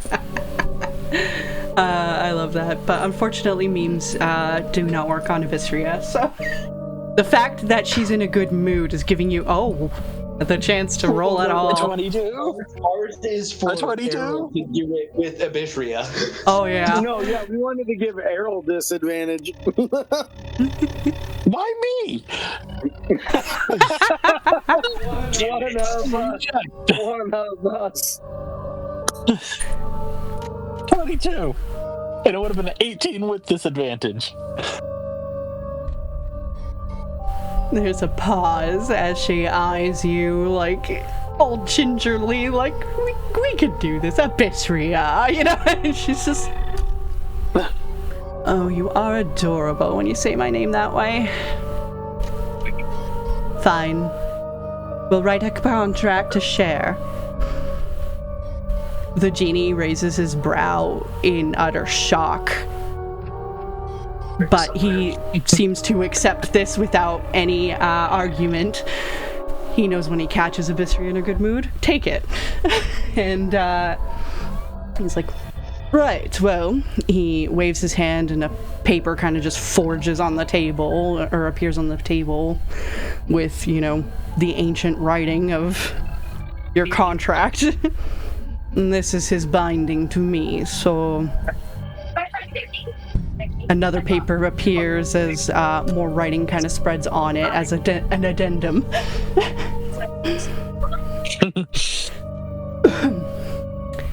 This will give you permission to share him half the time. She floats it over, and it just floats in the air in front of her. She reads it over real quick and gestures her hand as purple writing starts adjusting certain parts of it, and she puts it back. He takes it and looks at it just by picking it up physically. He doesn't go as fancy. He looks at it and knows her. Abishria, you deny me such beautiful opportunity. Oh, I don't care. Take it or leave it. But I suggest you sign.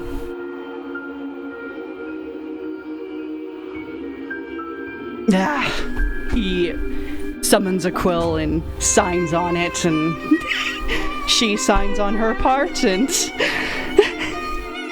you see these tendrils come out from your soul that linked to him, split apart, and one starts linking to her now. Oh god, I feel so uncomfortable. And A three-way god moment there. as it attaches to her soul, she grabs the thread of your soul and sort of strokes it, and when she does, you get all emotions all at once, suddenly. And then it's gone immediately after. Crying. Yeah. You're like crying, laughing, and screaming at the same time. And also rock hard. Yeah.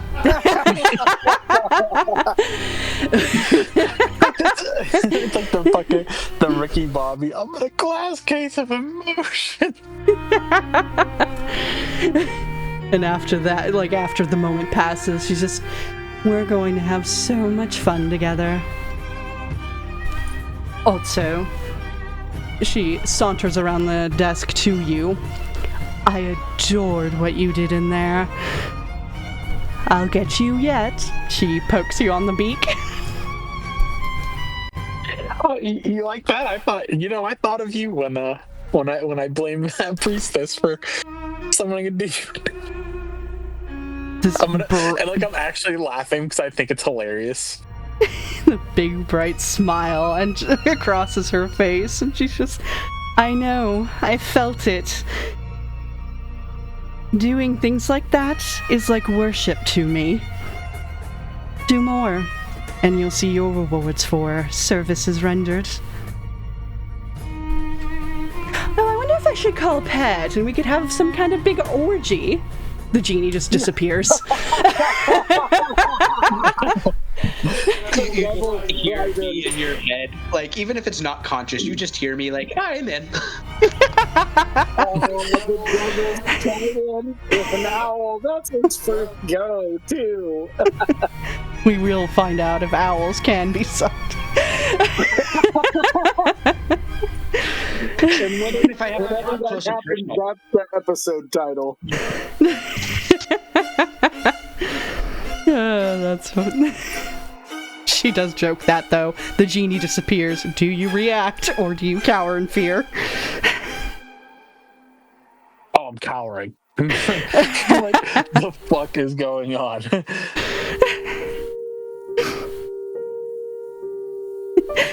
She kind of laughs at your fear. And she's just like, honestly, I think you're so terrified I could make you do it out of fear. Please don't. It just reminds me of, like, Oh. Ace Ventura when he's crying in the shower. That'll be Pigeon. He's just like, oh, God. But isn't everyone dying Please to don't. know how arrows can be sucked off? Yes, we are.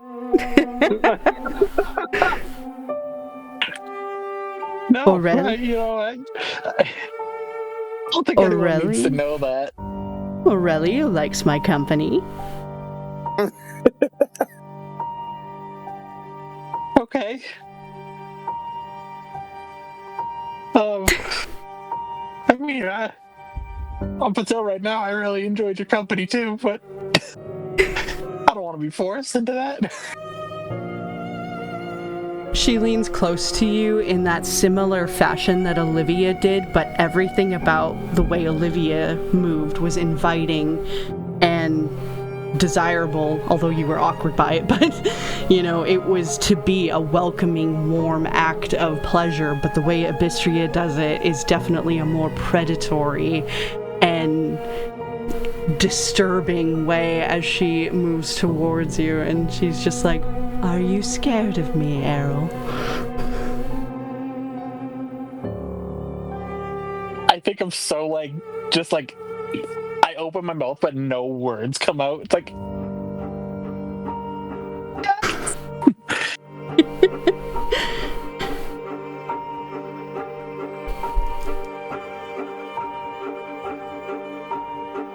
I just don't even think I'm gonna, like, I don't think that's all. I think that's all I can say. It's like, yeah, terrified.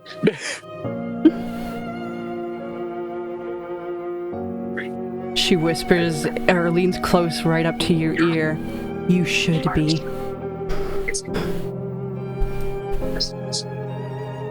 Okay.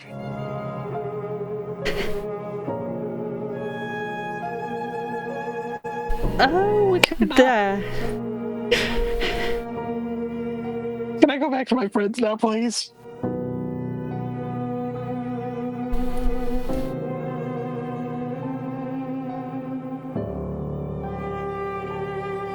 No. And we fade out of the ring. Okay. The last thing you see is just my pupils get really small. Like, oh.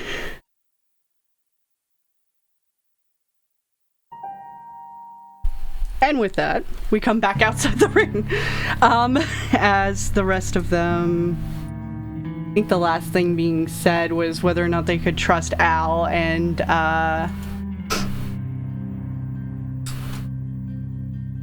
Iris was worried that her brother wasn't getting out of the ring.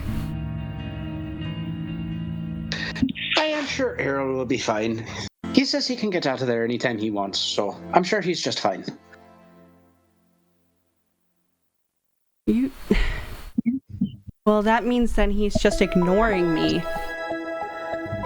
I mean, it's possible. That's kind of what he did for the last 3 months, wasn't it?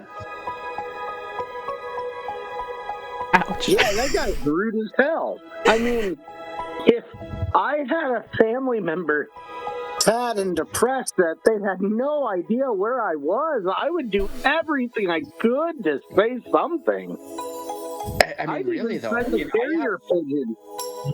I have nobody left in my family, and I know for sure the family that I've made now, I'd definitely communicate to them if I'm going somewhere. Right? You'd totally send a carrier pigeon or something.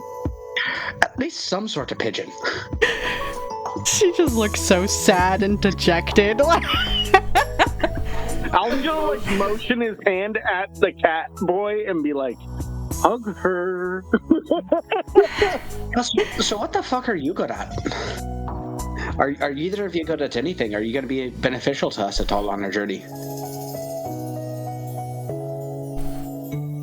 There's this moment of like, because all of this all at once, you know, they're both kind of just standing there. And after a moment, Iris is like, I'm gonna go get some air. And she just kind of walks a little away, which, I mean, as an airship, Mimi's only so big, but she goes as far as she can. Actually, she'll fly up to the crow's nest that Errol had created for himself, and where she goes, I go. And Elijah just scurries on up the pole to her as well. And they go to talk them. I was like, that kid's kind of impressive. I mean, so head over heels is kind of weird, right? It might have something to do with that mirror. Yeah, that mirror. Where is it, by the way, Aurelio? I'd totally love to see who I don't have as my soulmate. You're attracted to people. I mean, I guess. I've never actually heard you talk about your personal life at all. Oh, well. Where do I start? He pauses. Well, where do I start? I guess ask away if you are curious. I mean, yeah, I'd like to know a little bit about you. I mean, we've traveled together for a while, and I'll be honest, I think I've not abused our relationship, but I was a little self-serving in it, if you know what I mean. I get you. Hey, I mean, I totally understand the situation that calls for it. I mean, yeah, sure, man, ask away whatever you're kind of curious about. I have no problem obliging. So you're from Port Arbus then, right? Yeah. How long ago did you leave? Not too long ago. Kind of ran into some issues. My family ran a lot of stuff with the underground gambling rings, and well, let's just say a certain acquaintance of both of ours had some fun ideas in mind. Do you know much about the royal family? I didn't really pay too much attention to nobles. I probably should have, seeing how one of them left me. I mean, I'll be honest, I was talking with Thunderlin? Yeah, Thunderthighs? Yeah, Thunderlin. I was talking with him a little bit the other day about maybe a few of our plans, or at least my plans to go back and fuck up Strix. But it sounds like the crown might be a potential alliance for us, or at least the prince. He might be a potential ally. Oh, sorry. You notice his eye twitch when you say Strix. Yeah, I say it with as much vehemence as I can in the term. I was like, yeah. So about running those underground gambling rings and all that. Yeah, Strix had my family lynched. Yeah, he had mine killed too. Have you ever associated with the Alley Cats? No. I know a few of them. No, you wouldn't. No, you wouldn't they know were the them. upstarts. Yeah, they're before your time, so you wouldn't know them. I was gonna be like, or after your time there. I mean, that's what I meant to say. I was like, no, that sounds rather upstarty. I mean, I'm good with a lot of the old ones.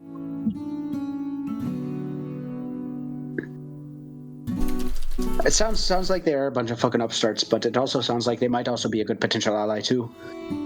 Upstarts are easy to manipulate. You could get into them real simple. Only problem is you could get into them real simple. So I'm kind of worried douchebags probably already got a guy or two in there. It's possible, but it also sounds like they might be enemies of his. So I'm guessing all the other ass clowns decided to join the idiot. So do you think that we should, when we get there, maybe invest in all of the allies, in the alley cats and in the crown? Or do you think that we should go with one over the other? I think what we should do is probably a little bit more strategic than what my brain can handle. So what I'm going to do is propose a situation of sorts. Maybe best if, say, one of us joins the alley cats, the other one joins the nobles. You just so happen to converge with, say, an interesting goal. Now, what do you think that you'd be better suited for? Do you think that you'd be better suited among the rogues, or do you think you'd be better suited among the nobility? Man, that's a really good question. If I could hold up the appearances, I could probably do it. I'm sorry, you completely cut out right there. I didn't hear any of that. Sorry. Every now and then my speech gets blurred and blurred. I mean, it all depends on my capabilities. I could fit in with both, so I guess it would come down to a preference of your taste. I mean, I'll be honest, I'm not the most charismatic individual if you haven't fucking noticed yet. So I don't know how I do among the nobility, but I have served among other rogues before, and I've started my own gangs and been a part of gangs, and I think that might suit my abilities a bit better than the nobility would. Right. In that case, I'll take on the goal of the nobles. I mean, hey, at least you know I could talk when I really set my mind to it. You've never been bad at talking, have you?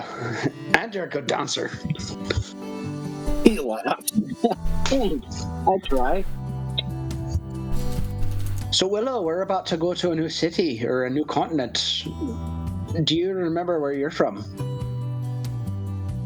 No, I don't know where it was. There was lots of trees and it was a really big forest, but I don't know what it was called.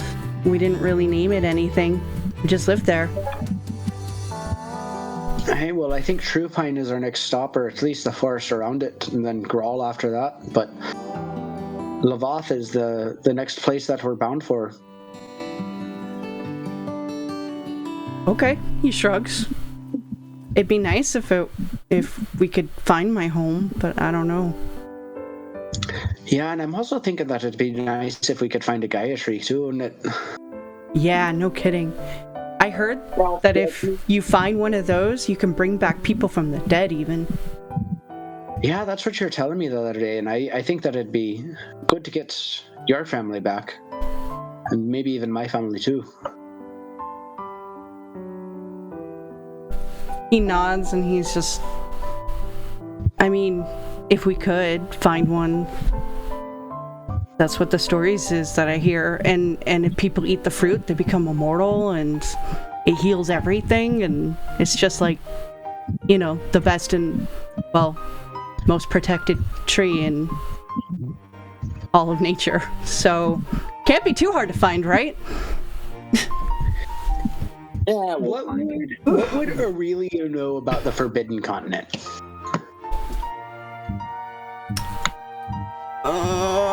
Roll history.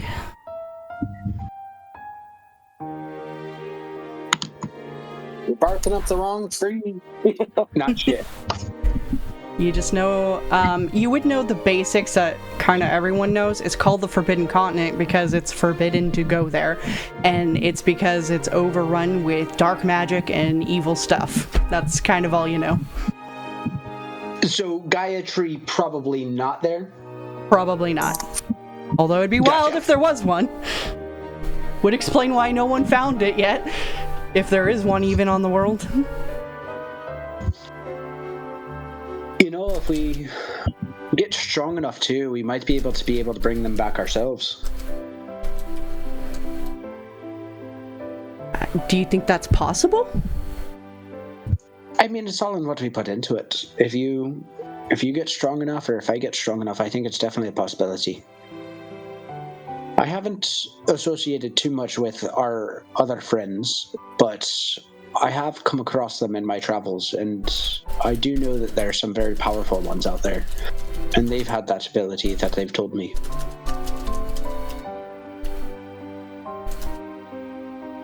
Well, I mean, I've never heard of that, but I'm sure there's a lot of things I haven't heard of. So, yeah, I'll try anything. Whatever it takes to get them back, I'll do anything. I think I would too.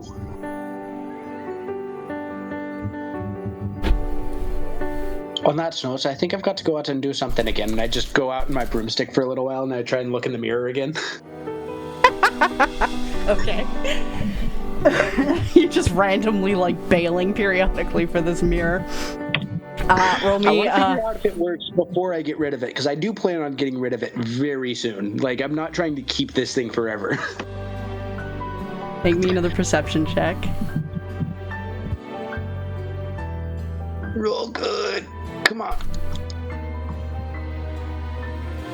No.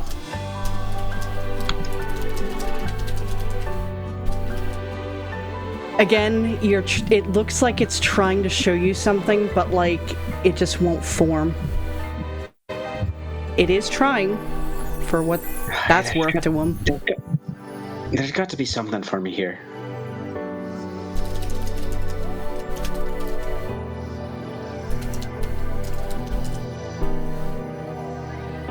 And I think I'll stay out for a while. Okay. And try again later. You're just gonna keep trying for this. I mean, Aurelio's trying to, legitimately figure out what path he's going down.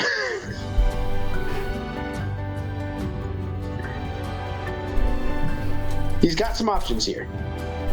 But he's also waiting to see what path might be right. Yeah.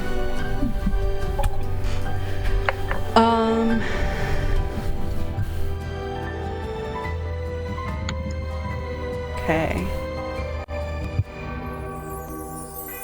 Bit of private messaging to everyone happening here.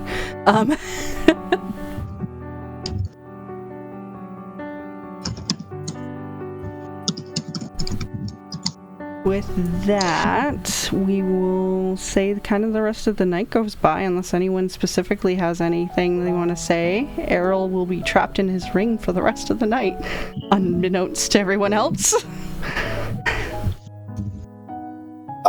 I'll probably request to feed message Aurelio and tell him, hey, you could even hold the damn thing. I don't need to have it in my hands, but I am curious about the mirror. What mirror?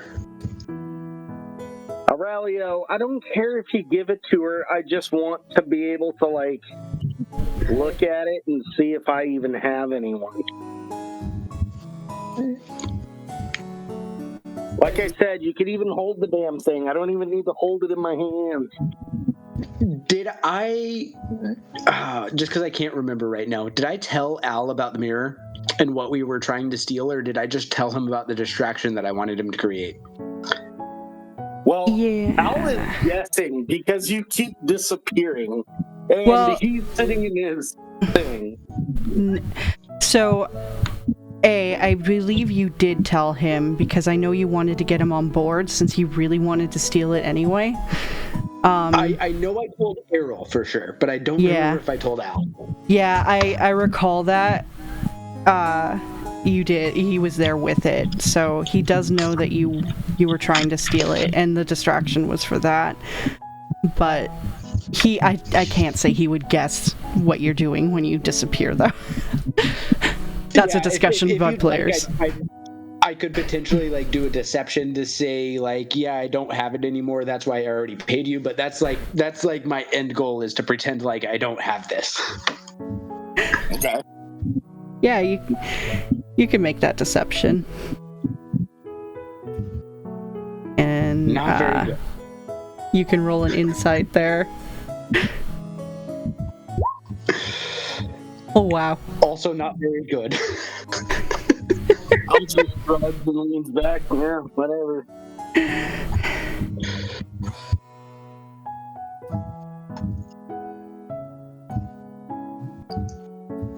So yeah, you think he got rid of it.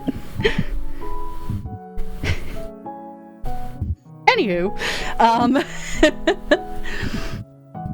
with that, I think we will set everyone to have a nice long rest as on the horizon, the glowing fire of Farak is slowly escaping into the distance.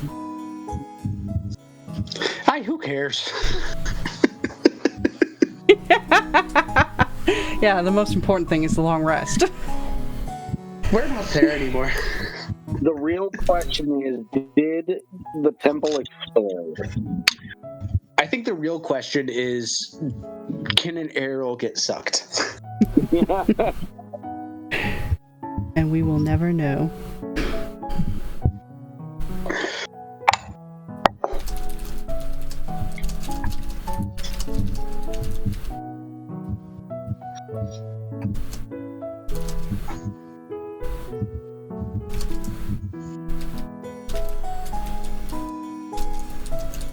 Ow! Cat! Stop it!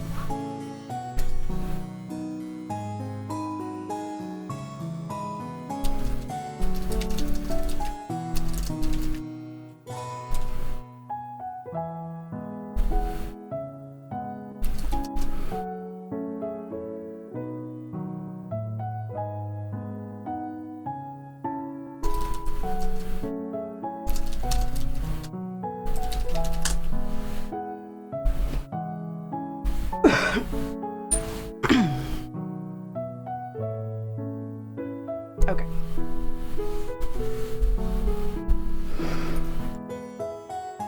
Yeah, with that, you guys all take a long rest. Iris periodically was trying to get Errol out of his ring, but Errol, you wouldn't hear this time what Iris is saying at all. Did we leave Flex? Oh, yes, you left Flex, but I'll just say I forgot to put that in there, but you know, when you guys were gone, Flex kind of just wandered off and basically said he's good. Nobody went after them. Yeah, no one went after him. And that was that. Bye, Flex. Oh, it smells a little bit better in here. I was just sitting there. Holy shit, where's Flex? Well, we can't go back. Hopefully Flex doesn't get blamed for all that.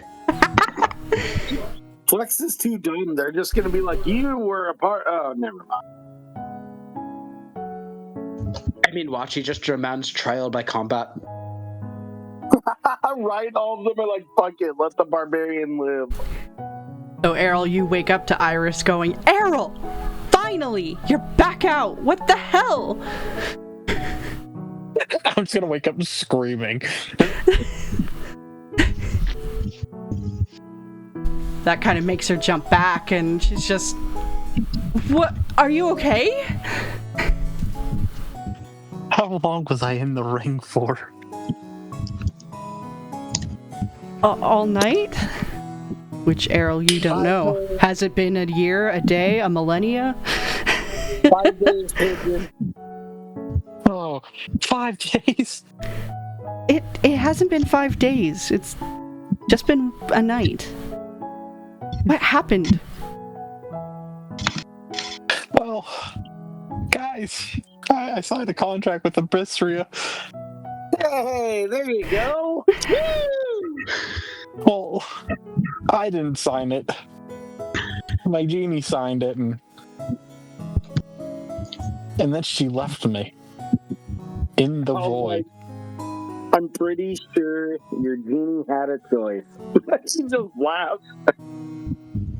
I No, think I'm gonna smack him on the ass and it just be wasn't like, up. "Good job." Don't touch me.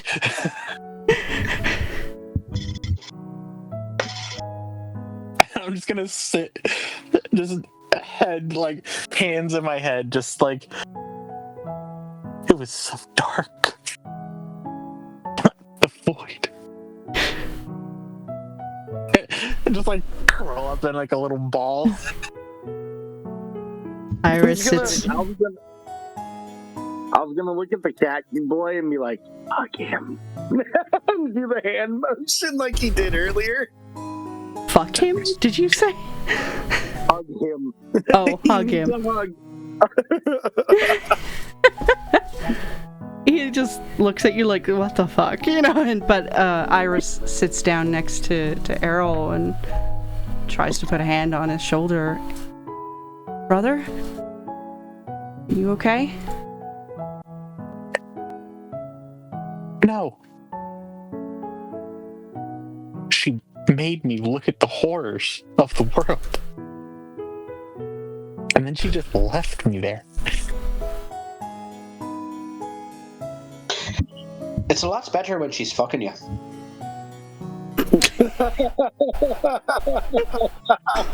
Oh, God. I'm not gonna respond to that. I'm just gonna stand there, sit there, just like shivering, kind of. He's like really fucked up by this.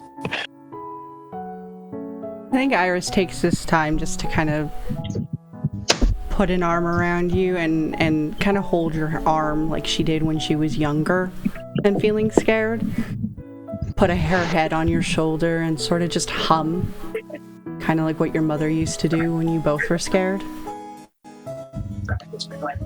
And just kind of try to calm you down and be family. I think it would work just a little bit. Yeah. I think Aurelio is trying to convince him that this is a good thing.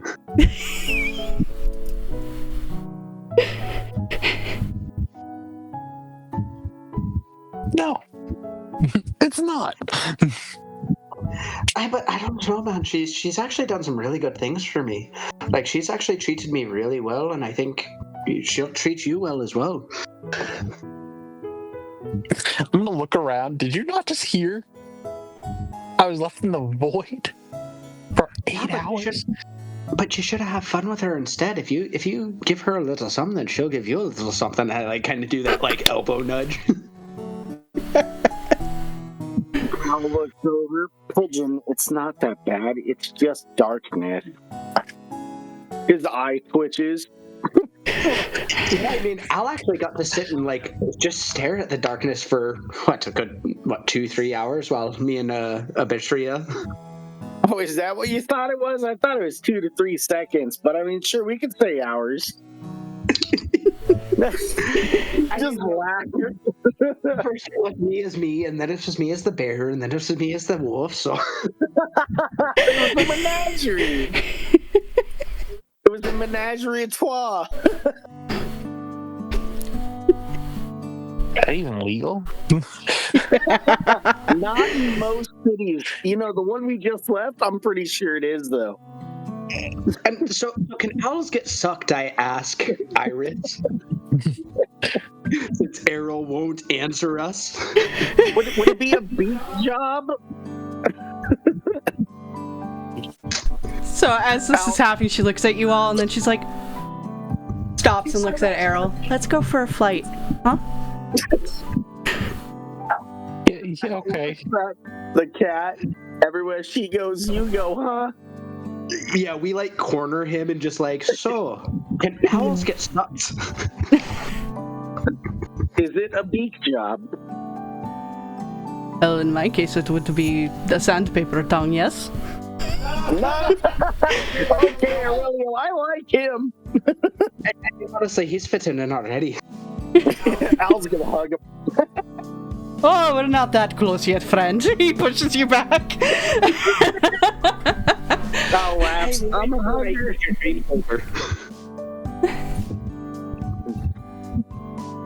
It's just look, Errol and Iris obviously go to fly off, and he's like, you two are quite a lot of, well, you're a lot, aren't you? Hey, you'll get used to us if you'll go flying. Strange that he says that he trusts you so much. I mean, I'm shocked one. Aren't you? Al looks over because he knows we've got a motherfucker. And he just smiles ear to ear. Yeah, you're also seemingly... fucking fighting thing once. But right, he did talk about some fighting pit at one point.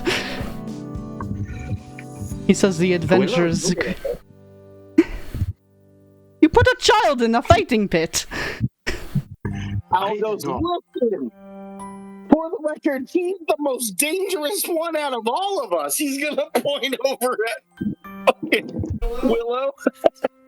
Willow puts his arms up in the flex, like a flex, superhero flex.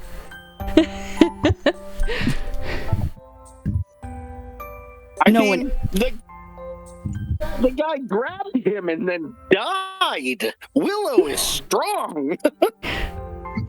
Well, part of that was Aurelio, but no one dies on my watch. And that's why he's the scariest. He keeps the rest of us lunatics alive. You all have a very strange way of supporting your friends, too. Hey, we sure do, don't we? You could say a little bit of chaos goes a long way in our group. So what do you like to do for fun? Do you gamble at all? Well, I've had tested my hand from time to time. Oh, that's good. You're about to test your hand. Hey, Aurelio, grab that alligator game. You mean crocodile dentist? Yeah, do it. Do I want to know? So crocodile dentist is a sleight of hand game where you're trying to sleight of hand a tooth out of a crocodile's mouth before it snaps shut on your hand. Oh. But I don't think we have very many crocodiles around here, but I do have a deck of playing cards. I mean, Mimi, you still got that crocodile head, right?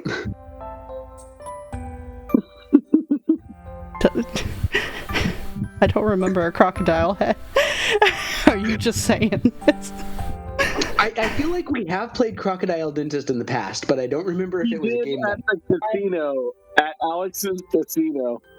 That's right. He set up shop in the corner, and they were like, whatever, he's weird, leave him alone. Well, I don't think Mimi has a crocodile head. Actually, I'll roll it. You know, there's a chance he ate one. You could just use Mimi. I think it was my trophy of an animal head that I had converted to Crocodile Dentist game. Yep. Okay, sure. I don't care, it's fun. So yeah. I think it's a sleight of hand from all of us, and whoever rolls the highest sleight of hand wins that round. Yep. And whoever loses a hand, or just... I think it's a 1d6 or 1d4 or something like that. It's not much, because you're meant to play multiple rounds of the game, you know? I'll crack his knuckles. I'll go first. Jesus Christ, I am rolling like shit, but I rolled a nat 1, so I get to re-roll that. And I rolled another nat 1, and I think I still get to re-roll that, because it's not... No, you only get to reroll the one on one attempt, I think. I think, anyway. Double check the feat. Because I know it's different with the lucky feat, and then it's different with the luck background. Yeah. I need to find his sleight of hand. Hold on. I will make it a public roll. You'll learn what his sleight of hand is, though. Oh, he rolled really bad, but so did everyone else, it looks like, so... except for Al. Oh, except Al. Just 1 second, it's still loading right here. Yeah, no worries. So it says I must use the reroll. So the nat 1 counts twice. Okay. In that case, yes, you definitely, I'll say, it crits on you and it rolls 2d4 against you. Which was 6 damage. I forgot to uncheck rolling to DM, so just trust me. And then Elijah takes 4. Al's tossing the teeth up in the air and swiping them, and then all of a sudden all the teeth are back in place. Wow, you guys are bad at this. Oh, don't be a sore winner. Nah, this is just my forte. I feel bad. Another round, then. Yep. Alright, we'll do one Willow, more. do you want to play? Oh. Yeah, sure. Al looks at Willow. You got this, little buddy. I'm giving him bardic inspiration. So, is this a living, breathing crocodile? Because that would affect something.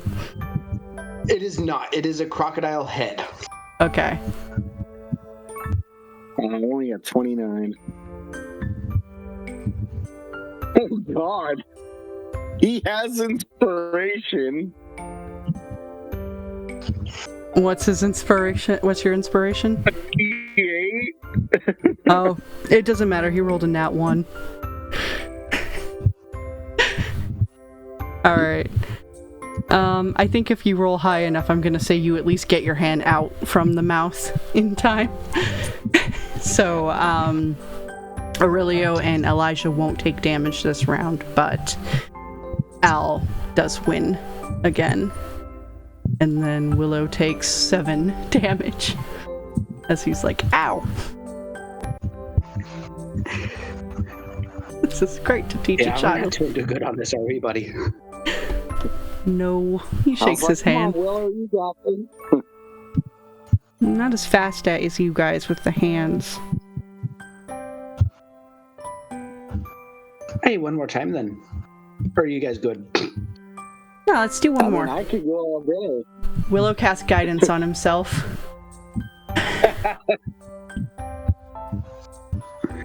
So he will roll. Oh, there's no way he'll get a 32, but... This is literally Al's game.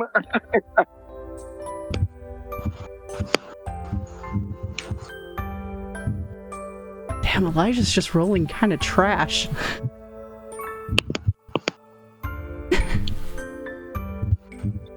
He's doing alright for his plus 10 bonus. Yeah. Well, that's what I mean. He's got a plus 10 and he hasn't rolled over a 20.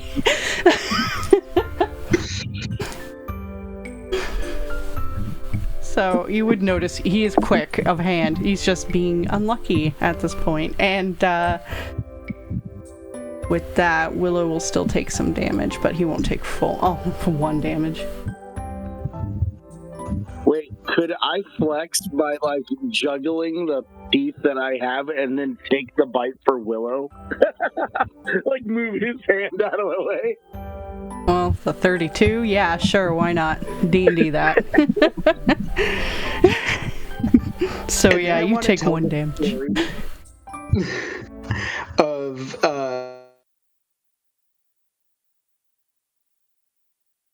Oh, I think you cut out there.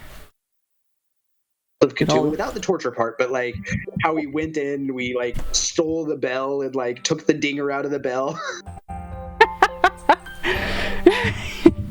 Just sharing this with Elijah.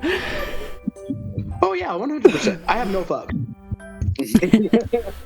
This is Errol's sister's boyfriend. I have no fucking cares. Also, it's funny. That was the time we saved Farrak. It is. Yeah. So we've saved Farrak and destroyed Farrak. So we're like breaking even at this point. We're good. And it's like we helped the lovers' greatest quarrel and then caused it at the same time. And I mean, I think the lovers still like me.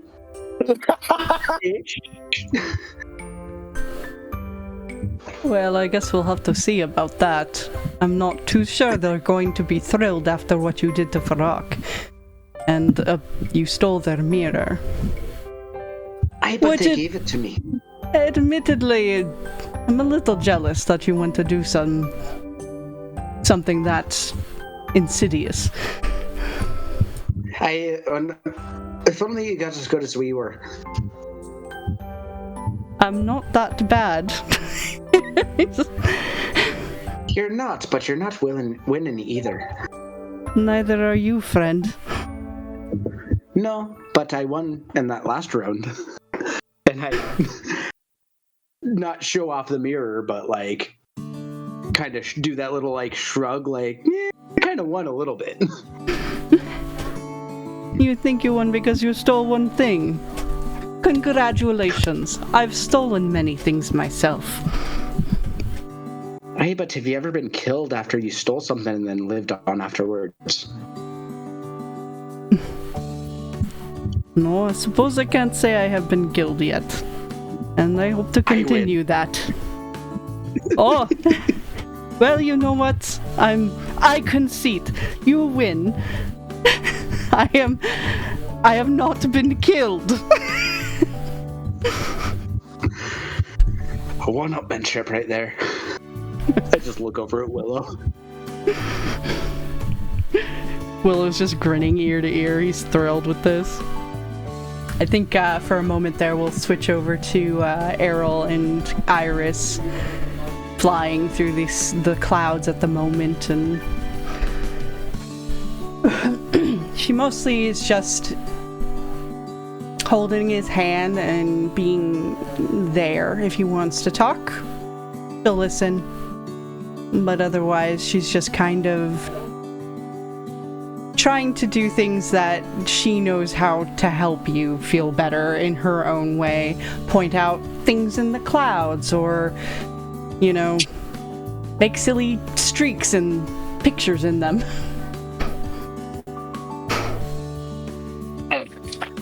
Okay. Yeah, I think I'm gonna let her do that and just watch her. Probably just think about everything that just happened. that could have gone a lot worse. So I think this might be a plus that I didn't die. Is it a risk you would have died? She heads over to you now.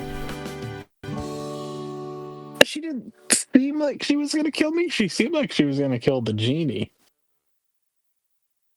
But it was just the nothingness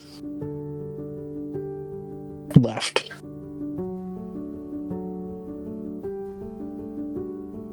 And I'm just gonna go quiet a little bit.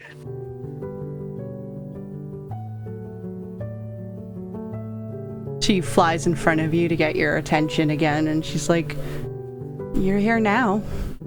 You're okay now." Yeah, no, I don't think that's gonna happen anymore because I did sign. Are you sure this is a good idea? Well, to be honest, I didn't have control over that one. I was kind of forced into that one. So, what's involved then? What's she going to make you do? I think what we've been doing. Because I think now she just wants to take the credit for it. She raises a brow, like, So she abandoned you to a creepy void because she wants credit for stealing artifacts. Well, everything around stealing the artifact.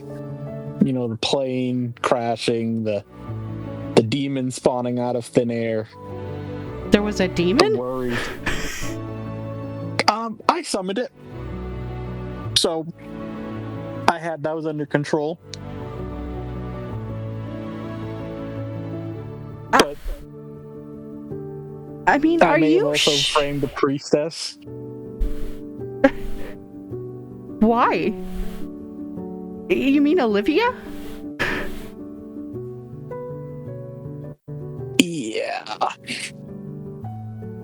But why? I needed a distraction. And then everything happened so quickly, so I just kind of... she said she was a demon earlier when she was trying to get something from me. And so I kind of just played off that. But I don't think they believed it. Well, I mean, I should hope not. Olivia's a really nice person. And that's why I think she's gonna be okay.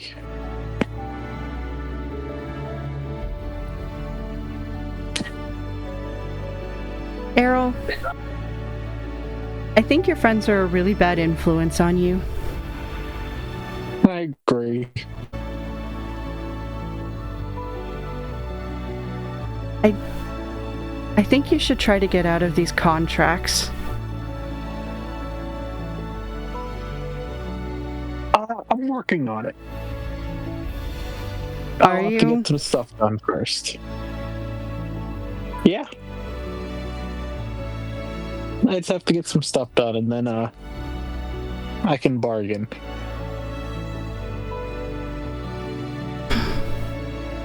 Alright.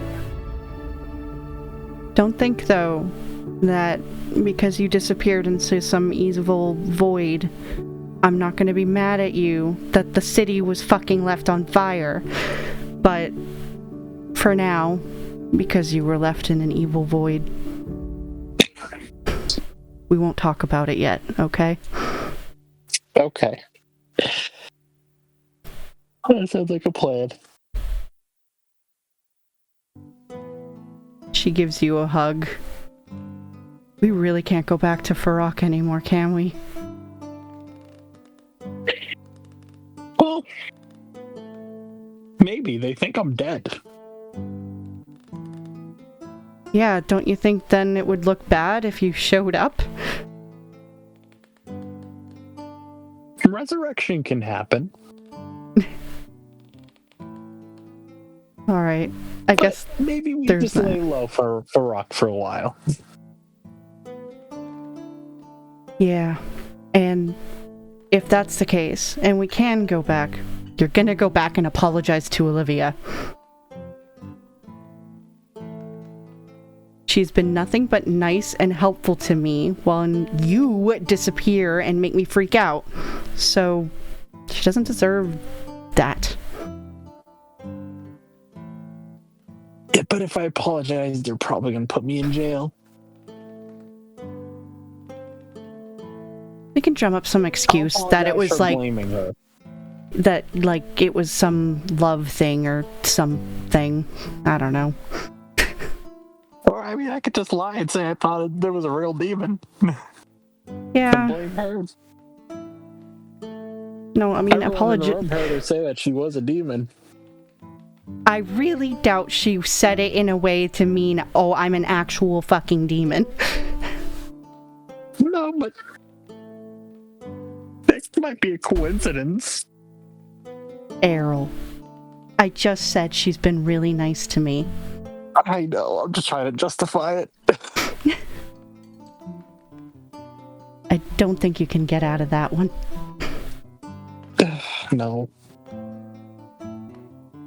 But I'm glad to be here. I missed you. I'm all. give her like a little shoulder bump.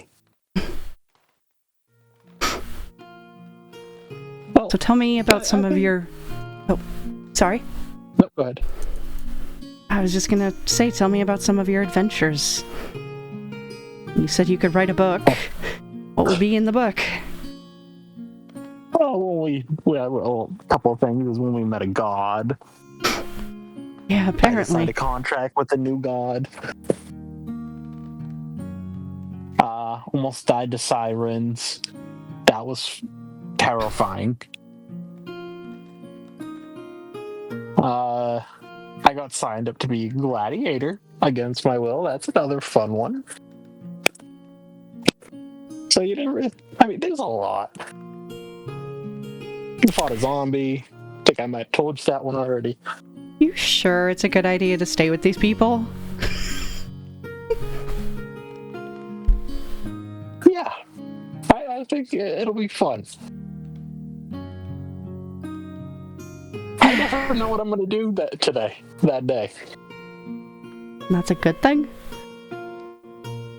It's an exciting thing. It can also be kind of terrifying.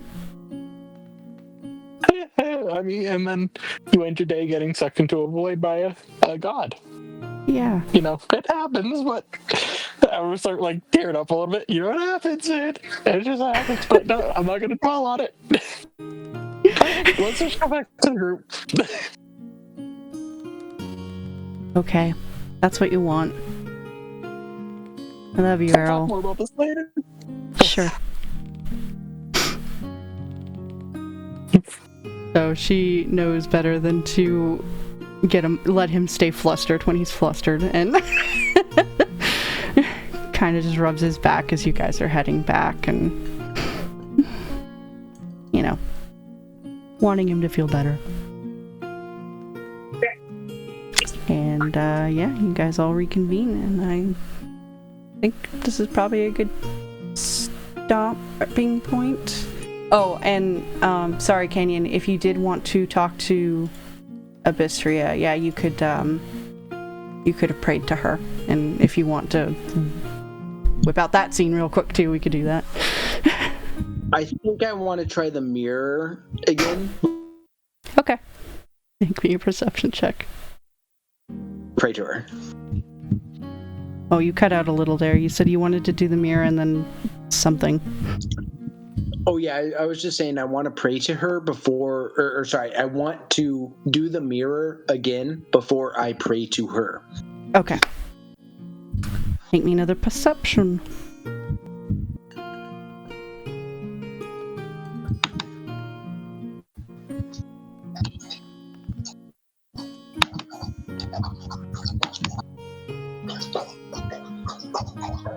Sorry if you can hear my dog drinking water very loudly in the background.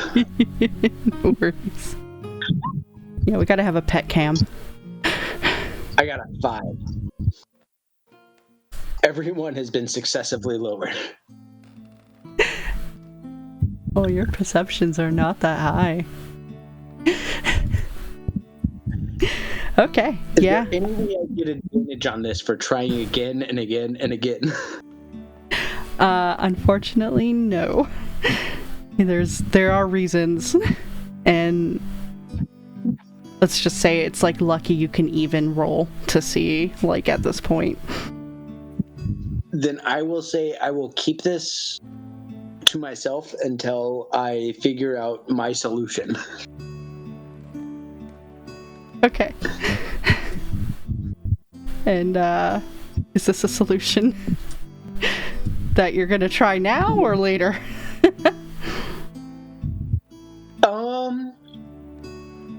I don't think I would try directly again. I would give it a little bit of time and then I would try it again, but it Okay. is something that I would try successively. Okay.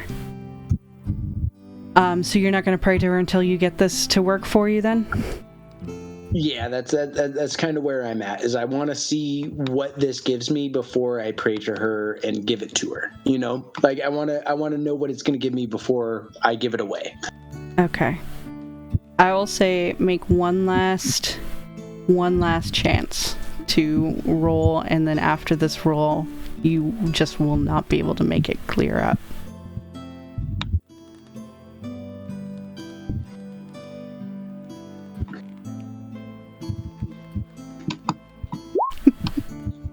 Nine. Blurry. No idea what it's trying to show you, if anything at all. Then I will give it away. All right. It's not fucking working. I don't think this thing is... Actually, you know what? Hold on. Let me make a roll. Above a 10, I will give it to Abysria. Below a 10, I will break it. 16.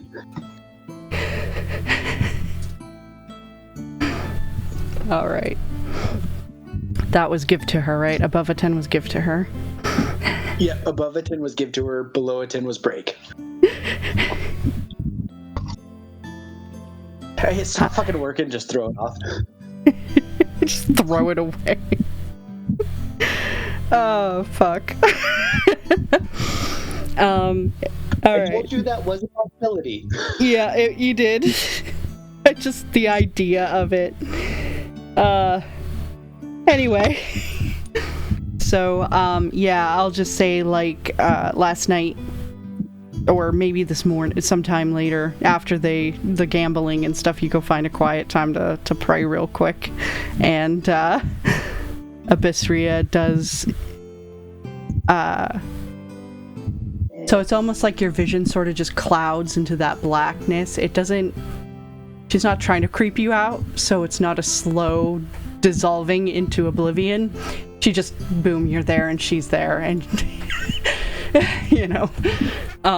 So I got something for you. You got the mirror, pet. She kind of does a little happy wiggle. I like pull it out of my bag of holding. And she takes a hold of it and goes to look in it for a second before she turns it away.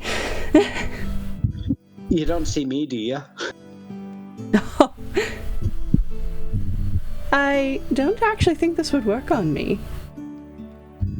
It's a possibility, though. I wink at her and I do little finger guns. Let's just say I'm not ready to settle down. And she does hand it back to you, though, and says, "Do me a favor and keep it safe, along with all the other little trinkets you've been collecting." I can do. And I know I wasn't supposed to ask for a favor after this. But you did ask me to get the willow to pray to you. She smiles. I did. And I think if you answer his prayers, it'll go a long way.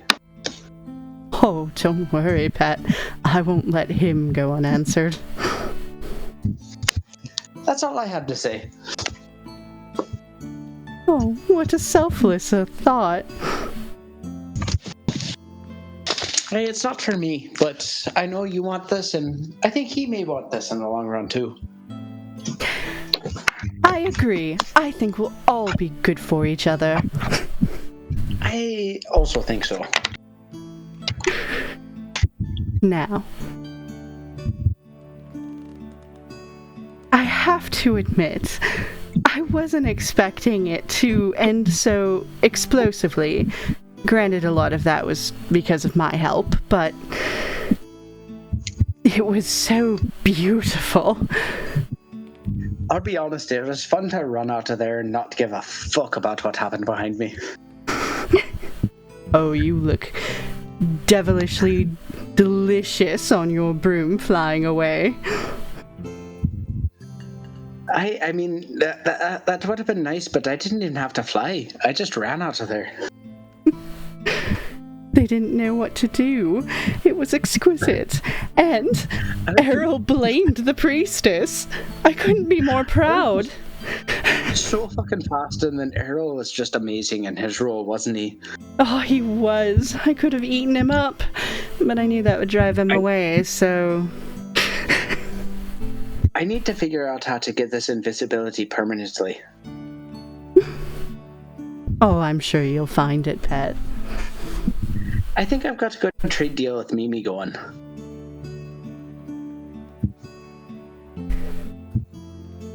Mimi is quite a character. I have to admit, he's one of my favorites. I agree. I'm in quite a good mood. So, if there is anything you'd like, I won't mind giving it to you. I mean, that ring was pretty cool earlier. That ring of invisibility. I don't think I'll go that far. I knew it was a stretch. How about the ability to create potions of that, though? Maybe speed up my learning process on this book.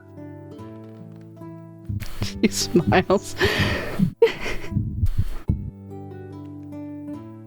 So it was herbalism, I believe, right? And that's the proficiency you're going for, or was it alchemy? I'm not sure. I think it was herbalism.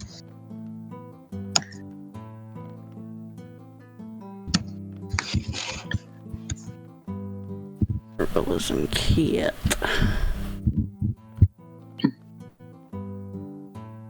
We'll let you do antitoxin, candle, healer's kit, and a potion of healing.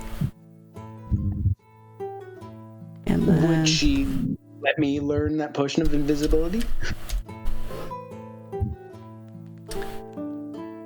I think... Yeah, I don't think there's anything wrong with that. You still have to craft it and get the shit to do it, so it's not like you get to skip that cost, but yeah, why not? She's like, oh, all right, and touches your head, and the information sort of, it violently gets slapped into your brain, is the best way to describe it. I'll fucking take it.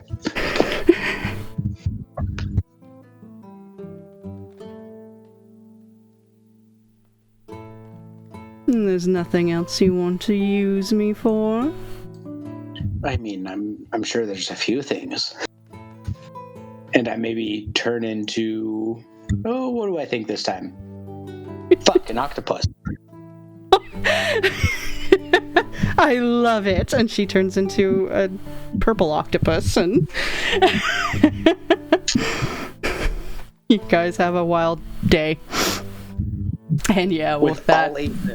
Yep, all 8 tentacles. This was just randomly in Errol's head. This is the orgy you missed.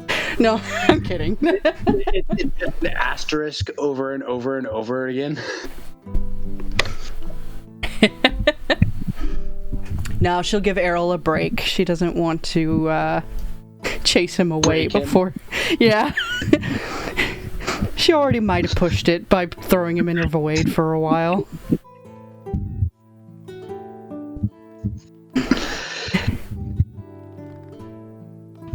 And Aurelia is probably doing what he can on the back end of that to try and get Errol into the orgy.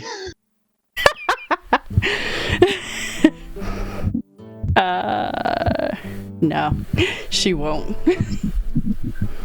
She'll make a fake version of him, though, if you really want. Okay, so that's how you just... And so finally, the long-awaited answer to the question that plagued this campaign. Yes, owls can be sucked.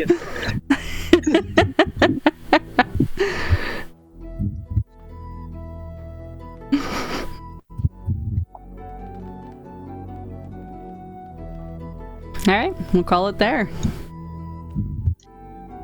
Perfect ending point. Right.